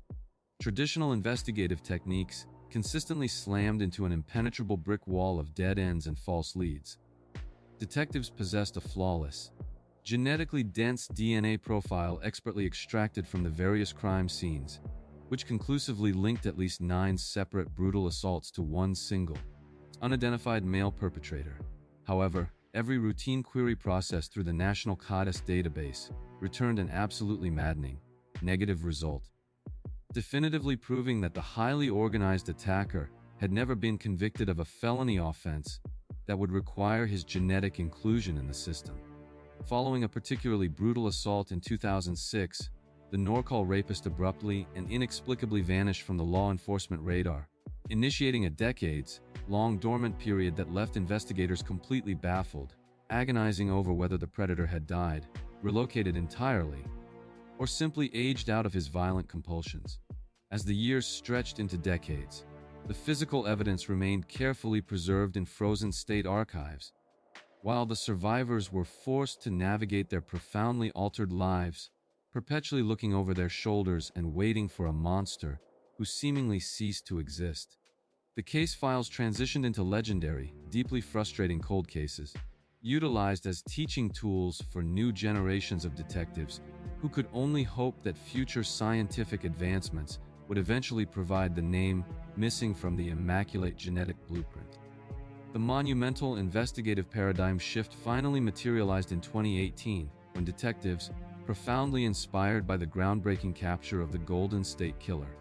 partnered with specialized forensic genealogists to completely bypass the stagnant criminal databases. By translating the preserved crime scene DNA into a comprehensive digital profile and feeding it through open, source genealogical networks, investigators painstakingly constructed massive, complex familial trees, slowly and methodically closing the mathematical net around the phantom, who had haunted California for nearly 30 years. The agonizing, multi-decade manhunt achieved its breathtaking, high-stakes climax in September 2018 when the intensive genealogical mapping definitively collapsed upon a highly specific, utterly shocking suspect, a 58-year-old man named Roy Charles Waller. In a deeply disturbing twist of profound irony, investigators discovered that Waller was employed as an environmental health and safety specialist at the prestigious University of California, Berkeley, where he had worked for decades, masquerading as a protector of students while actively hunting them in his private time. Recognizing the absolute necessity of securing irrefutable biological confirmation before confronting a seasoned, highly organized predator, an elite surveillance task force was immediately deployed to quietly monitor Waller's movements and legally intercept his discarded genetic material. Undercover detectives meticulously trailed the unsuspecting safety specialist for several tense days, carefully observing his daily routines until they seized a critical opportunity to recover a half-eaten pear and a drinking straw he callously tossed into a public trash receptacle. The covertly obtained refuse was immediately rushed to the state forensic laboratory on a high-priority basis, where scientists worked feverishly to extract the cellular material and compare it against the grim biological legacy of the Norcal rapist. The subsequent scientific analysis delivered a profound, mathematically absolute triumph, confirming with complete certainty that the DNA secretly collected from the UC Berkeley employee was a flawless, irrefutable match to the semen left at the various crime scenes spanning back to 1991. Armed with this insurmountable mountain of genetic truth, heavily armed tactical teams intercepted Waller as he arrived for his shift at the university campus, decisively pulling him from his vehicle and abruptly terminating his 27 years of unearned, undetected freedom. The arrest sent immediate, unprecedented shockwaves through the academic community and the entire state, completely shattering the facade of the mild-mannered, dedicated university employee and exposing the terrifying reality of the monster lurking beneath. During the subsequent interrogations, Waller sat completely silent, his decades of meticulous, arrogant deception entirely dismantled by the inescapable reality of modern forensic science, finally placing the phantom of Northern California squarely into the blinding light of the judicial system. This dramatic, public takedown permanently neutralized one of the state's most prolific predators, proving that an individual could hide in absolute plain sight, surrounded by the very demographics he hunted, until the microscopic truth of his own biology betrayed him.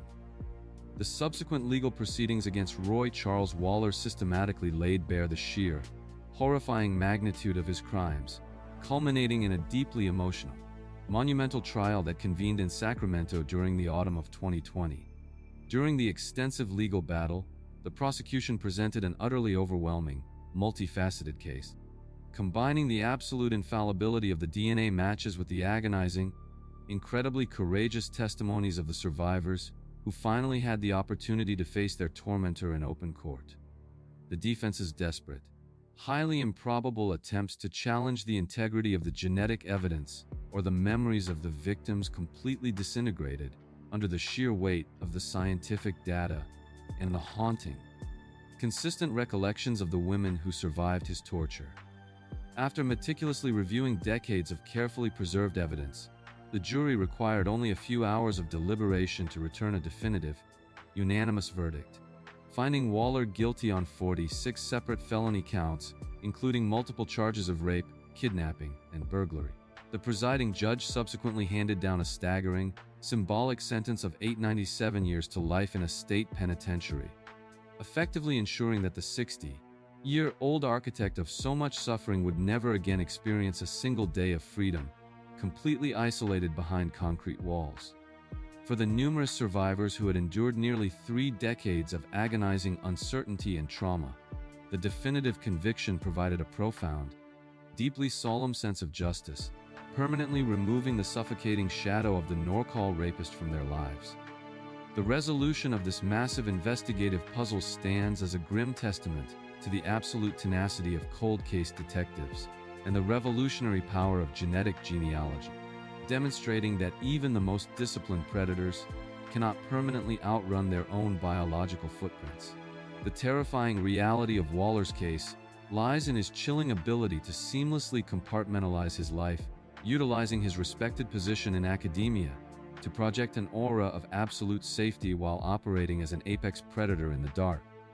His successful integration into the mundane fabric of university life highlights the deeply unsettling truth that the most dangerous individuals often look entirely unremarkable to the casual observer. Yet, while Waller terrorized adult women across an entire region with methodical precision, we must now transition to an equally disturbing, deeply psychological nightmare centered in a small Indiana community, where a killer ruthlessly targeted a vulnerable child and subsequently spent decades taunting the authorities through a series of deeply sadistic, handwritten letters.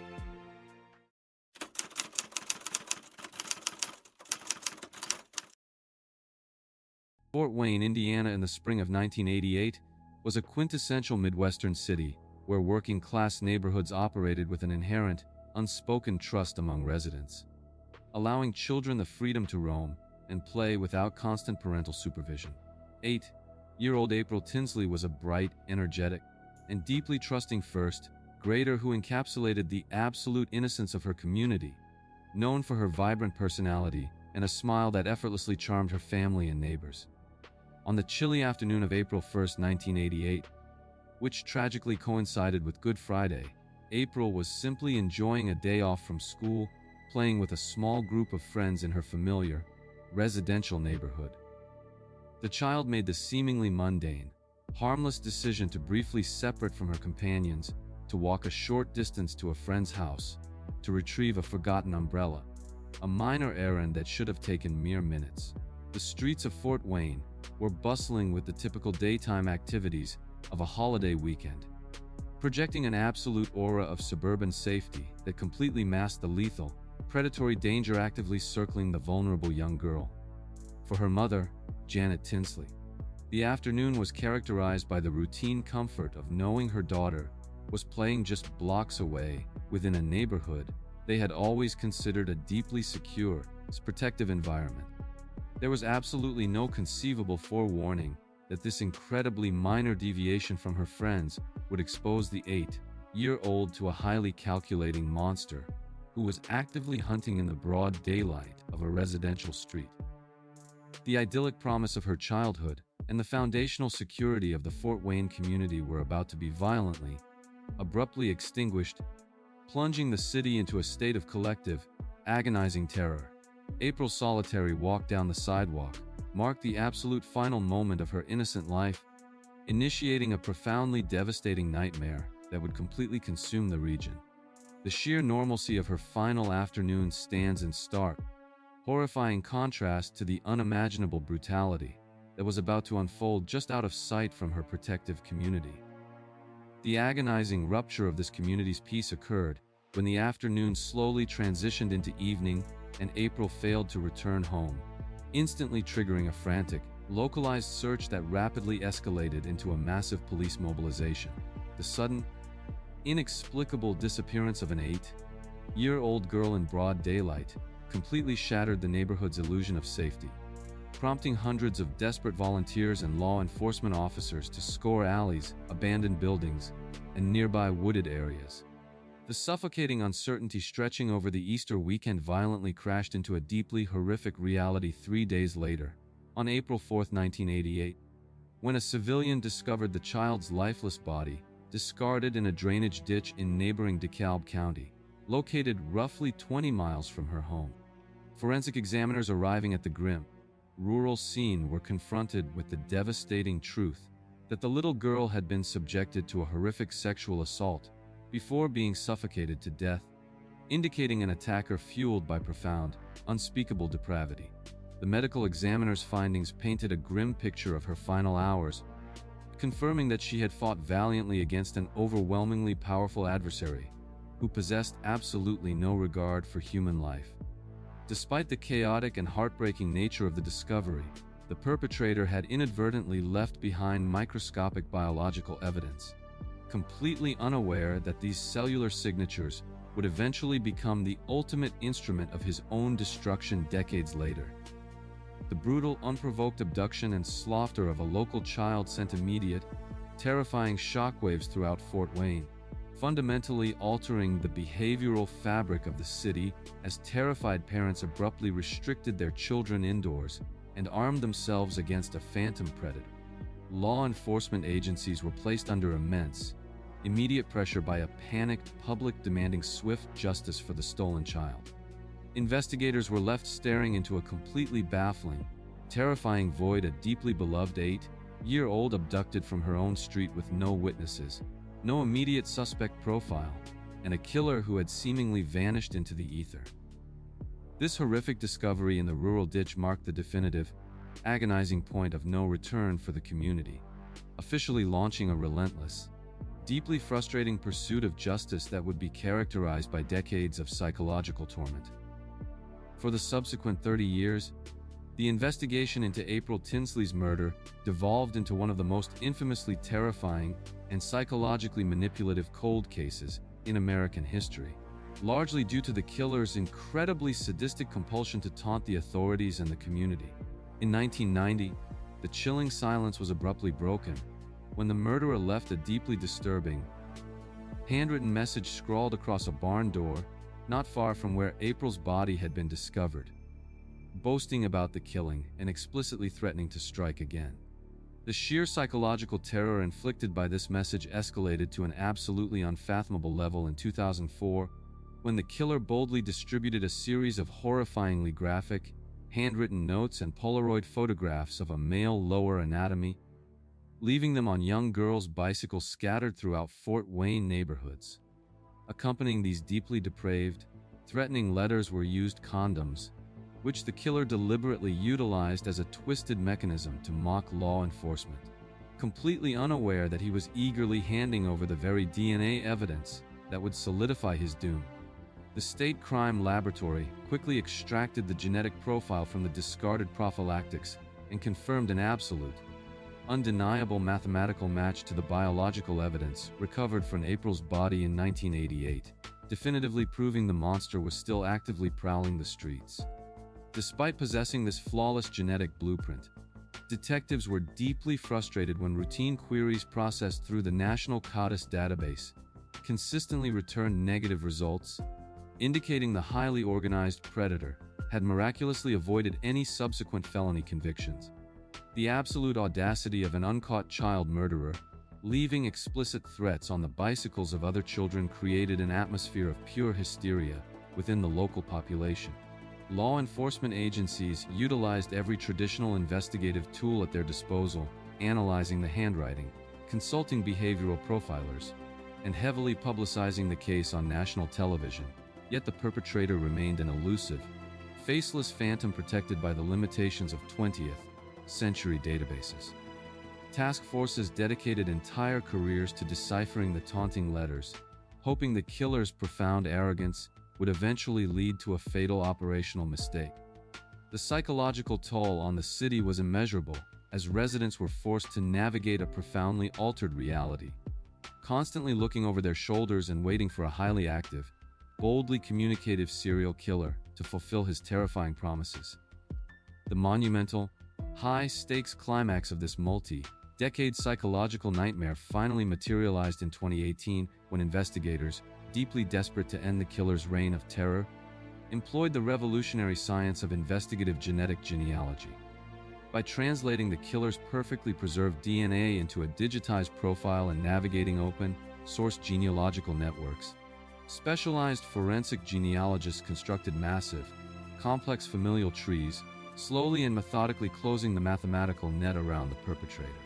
The exhaustive scientific dragnet definitively bypassed stagnant criminal databases and directly illuminated two brothers living in the Fort Wayne area, ultimately shifting the absolute focus of the investigation onto John D. Miller, a 59-year-old resident of a dilapidated mobile home park in nearby Graybill, Indiana. Detectives began compiling background information on the obscure suspect,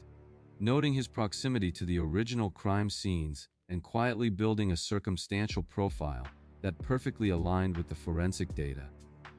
Recognizing the absolute necessity of securing irrefutable biological confirmation before confronting the sadistic predator, detectives executed a highly covert surveillance operation, meticulously tracking Miller's daily movements to legally obtain his discarded genetic material.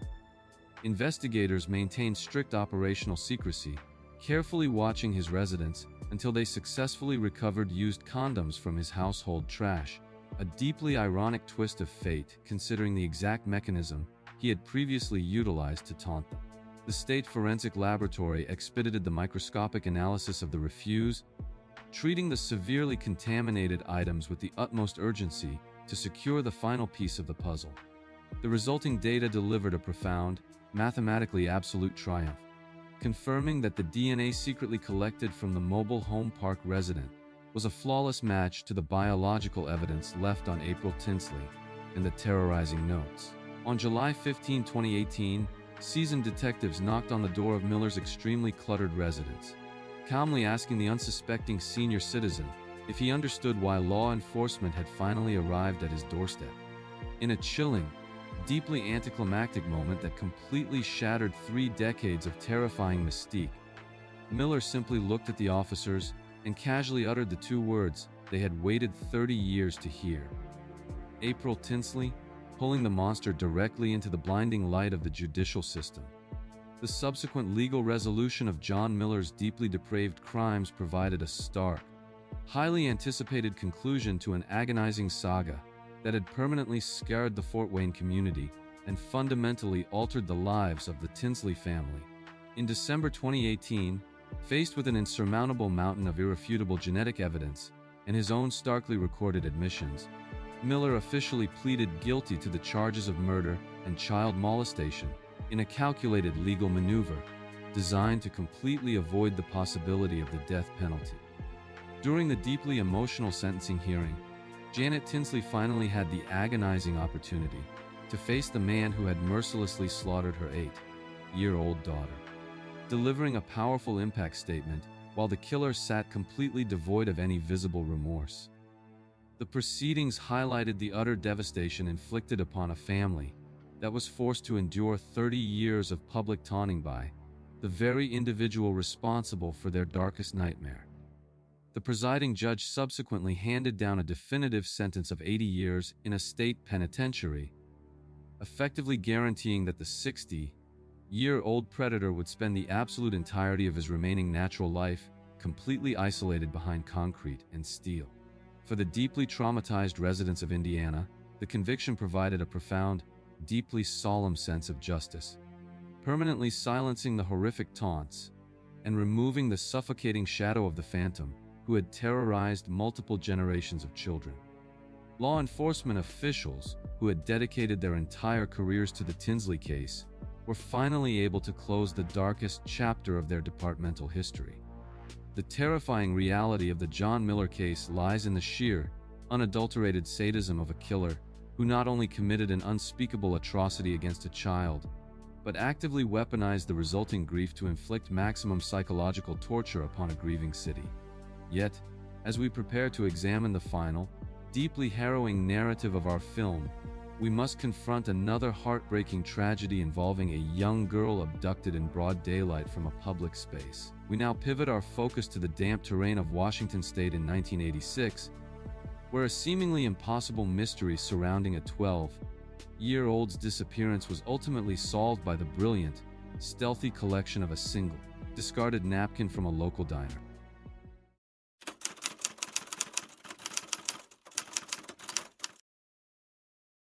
Tacoma in March 1986 was a community defined by its rugged Pacific Northwest charm,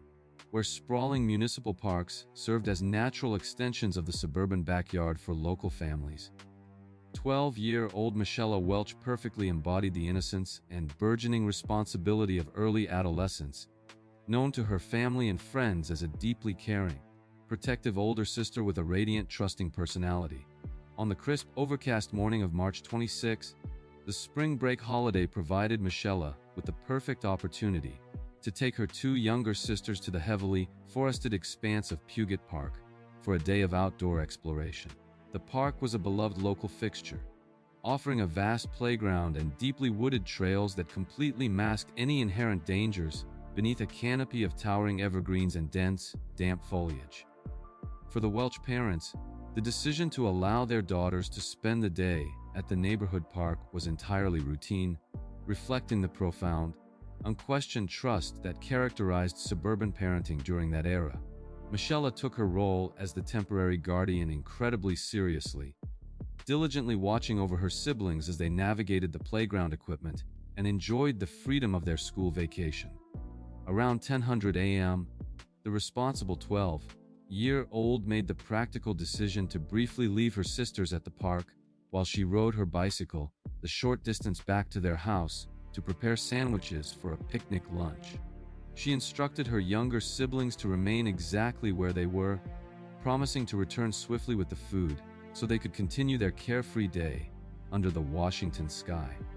The streets of Tacoma were quiet and utterly unassuming,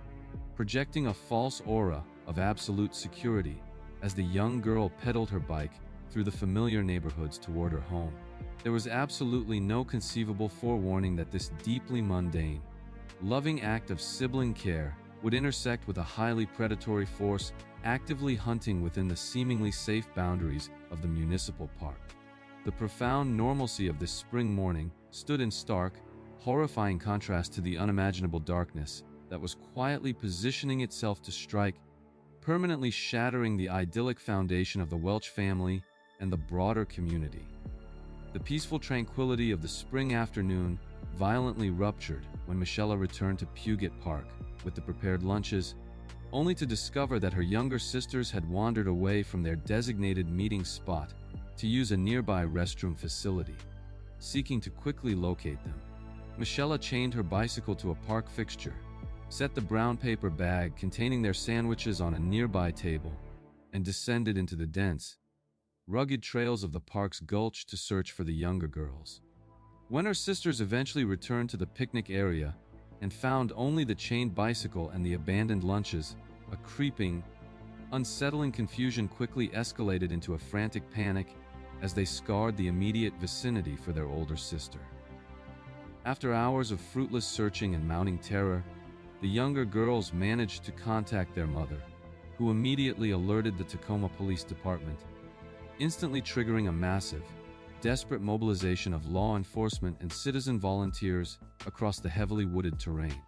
The agonizing uncertainty that blanketed the city throughout the afternoon violently crashed into a profoundly horrifying reality late that evening, when a specialized tracking dog led searchers deep into a secluded, heavily brushed area of the ravine. Hidden beneath the dense Pacific Northwest undergrowth, investigators discovered the lifeless body of the 12-year-old girl, immediately transforming a frantic missing persons search into a devastating, high-stakes homicide investigation that would paralyze the region. Forensic examiners arriving at the grim, isolated crime scene were confronted with the devastating truth that Michelle had been subjected to a horrific sexual assault before dying from blunt force trauma and a fatal laceration to her neck. The sheer brutality of the unprovoked slaughter, executed in broad daylight within a public space specifically designed for children, sent immediate, terrifying shockwaves throughout Tacoma, fundamentally altering the behavioral fabric of the city. Terrified parents abruptly restricted their children indoors, completely abandoning the municipal parks as an invisible, highly lethal predator vanished back into the civilian population without leaving a discernible physical trail. Investigators were left staring into a terrifying, completely baffling void, a deeply beloved, responsible child abducted from a familiar playground with no witnesses, no immediate suspect profile, and a monster who had seemingly evaporated into the regional mist. For over 3 decades, the investigation into Michelle Welch's murder devolved into a deeply convoluted, agonizingly frustrating cold case that was further complicated by an unprecedented, terrifying coincidence involving another local tragedy. Just 5 months after Michelle's death, another young girl, 13-year-old Jennifer Bastian, was abducted and murdered in a strikingly similar manner in the nearby Point Defiance Park, leading the panicked community and desperate law enforcement agencies to logically conclude that a prolific serial killer was actively hunting Tacoma's children. This deeply ingrained assumption directed the massive, unified task force to hunt for a single, highly organized phantom, prompting detectives to analyze thousands of tips, interview hundreds of registered sex offenders, and continuously search for a suspect who perfectly bridged the two horrific crimes. The physical evidence collected from Michelle's crime scene, which included a microscopic, genetically rich biological sample inadvertently left behind by the killer, remained fiercely guarded in state archives, while detectives waited for the slow evolution of modern forensic science to catch up to their investigative needs. In 2006, the State Crime Laboratory successfully extracted a viable DNA profile from the preserved evidence, but routine queries processed through the National CODIS database consistently returned negative results, indicating the perpetrator had somehow avoided any subsequent felony convictions. The most profound, paradigm-shattering twist in the investigation occurred in 2016 when advancements in forensic technology allowed scientists to finally compare the genetic profiles extracted from both the Welch and Bastian crime scenes. In a deeply shocking revelation that completely upended 30 years of established police theory, the laboratory definitively proved that the DNA profiles did not match, unequivocally confirming that two entirely separate, completely unrelated monsters had coincidentally stalked and murdered children in Tacoma parks during the summer of 1986. This monumental discovery forced the task force to completely sever the investigations, dedicating distinct teams to hunt two different phantoms and effectively restarting the Welch investigation from absolute zero. The profound frustration of realizing they had been chasing a composite ghost for decades was mitigated only by the introduction of investigative genetic genealogy in 2018, which finally provided detectives with a revolutionary tool to bypass the stagnant criminal databases.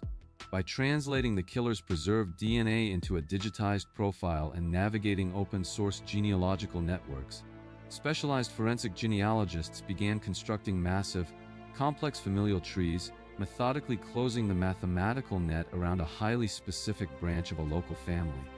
The agonizing multi-decade manhunt achieved its breathtaking, high-stakes climax when the intensive genealogical mapping definitively collapsed upon two brothers living in the Puget Sound region, ultimately shifting the absolute focus of the investigation onto Gary Hartman,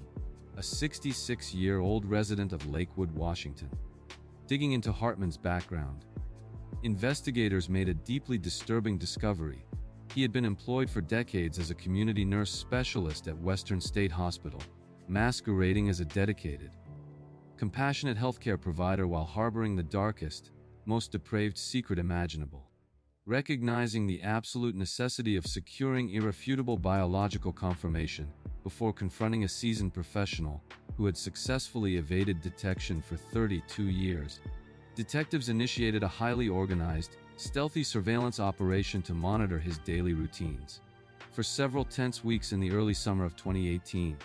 undercover operatives meticulously shadowed the unsuspecting nurse as he navigated his daily life, patiently waiting for a single, legally permissible misstep that would allow them to quietly harvest his discarded genetic material.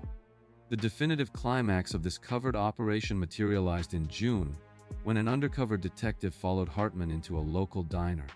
quietly taking a seat nearby and watching with absolute, razor-sharp focus as the suspect consumed his morning coffee and breakfast. As Hartman finished his meal, he absent-mindedly wiped his mouth with a standard, brown paper napkin, crumpled it up, and completely discarded the heavily contaminated refuse onto the table before paying his bill and exiting the establishment. The undercover investigator immediately swooped in to secure the discarded item,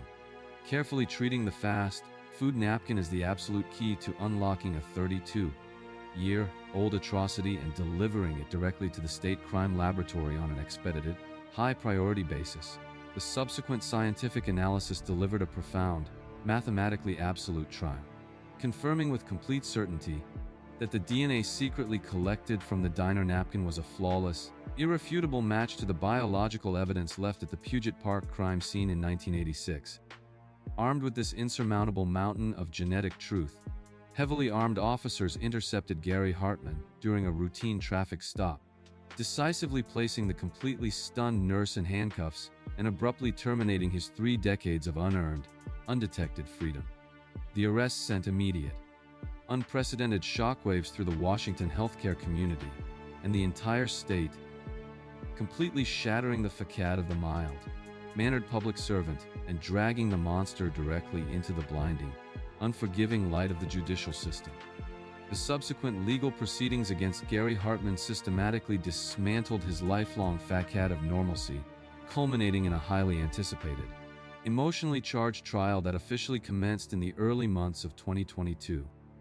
During the grueling legal battle, the prosecution presented an utterly overwhelming case heavily anchored by the absolute infallibility of the DNA match, systematically proving that the cellular material seamlessly tied the former nurse directly to the brutal sexual assault and murder of the 12-year-old child. His defense team desperately attempted to manufacture seeds of reasonable doubt by challenging the chain of custody and the highly complex nature of genetic genealogy, arguments that completely disintegrated under the rigorous, scientifically pristine testimony provided by the state's forensic experts. After meticulously reviewing the decades of carefully preserved evidence and confronting the horrifying reality of the crime, the presiding judge, operating in a bench trial format at the defendant's request, required little time to return a definitive verdict of guilty on the charge of first-degree murder. Hartman was subsequently sentenced to nearly 27 years in a state penitentiary, effectively ensuring that the 69-year-old predator would draw his absolute final breaths, completely isolated behind concrete walls, permanently removed from the society he had so viciously betrayed. For the deeply scarred Welch family, and the law enforcement officers who had carried the heavy burden of this specific case for 36 agonizing years.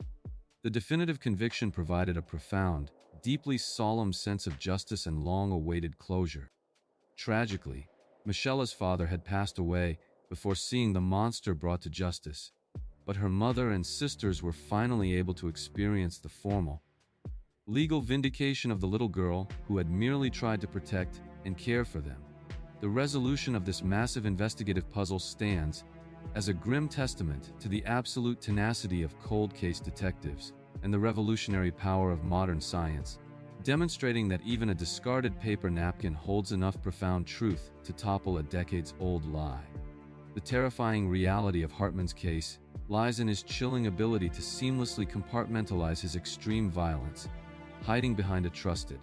caregiving profession while the community around him remained completely paralyzed by the fear he had single-handedly manufactured. As we step back to examine the staggering breadth of these 10 solved mysteries, a singular, unavoidable truth begins to emerge regarding the permanence of guilt and the inescapable reach of modern forensic technology. As science meticulously peels back the decades, stripping away the quiet camouflage of these suburban phantoms, we are left with a deeply unsettling question. How many more monsters are currently hiding in plain sight, completely unaware that a single discarded item has already sealed their inevitable fate? Thank you for watching, and remember that while time may temporarily bury the evidence, the truth never truly dies.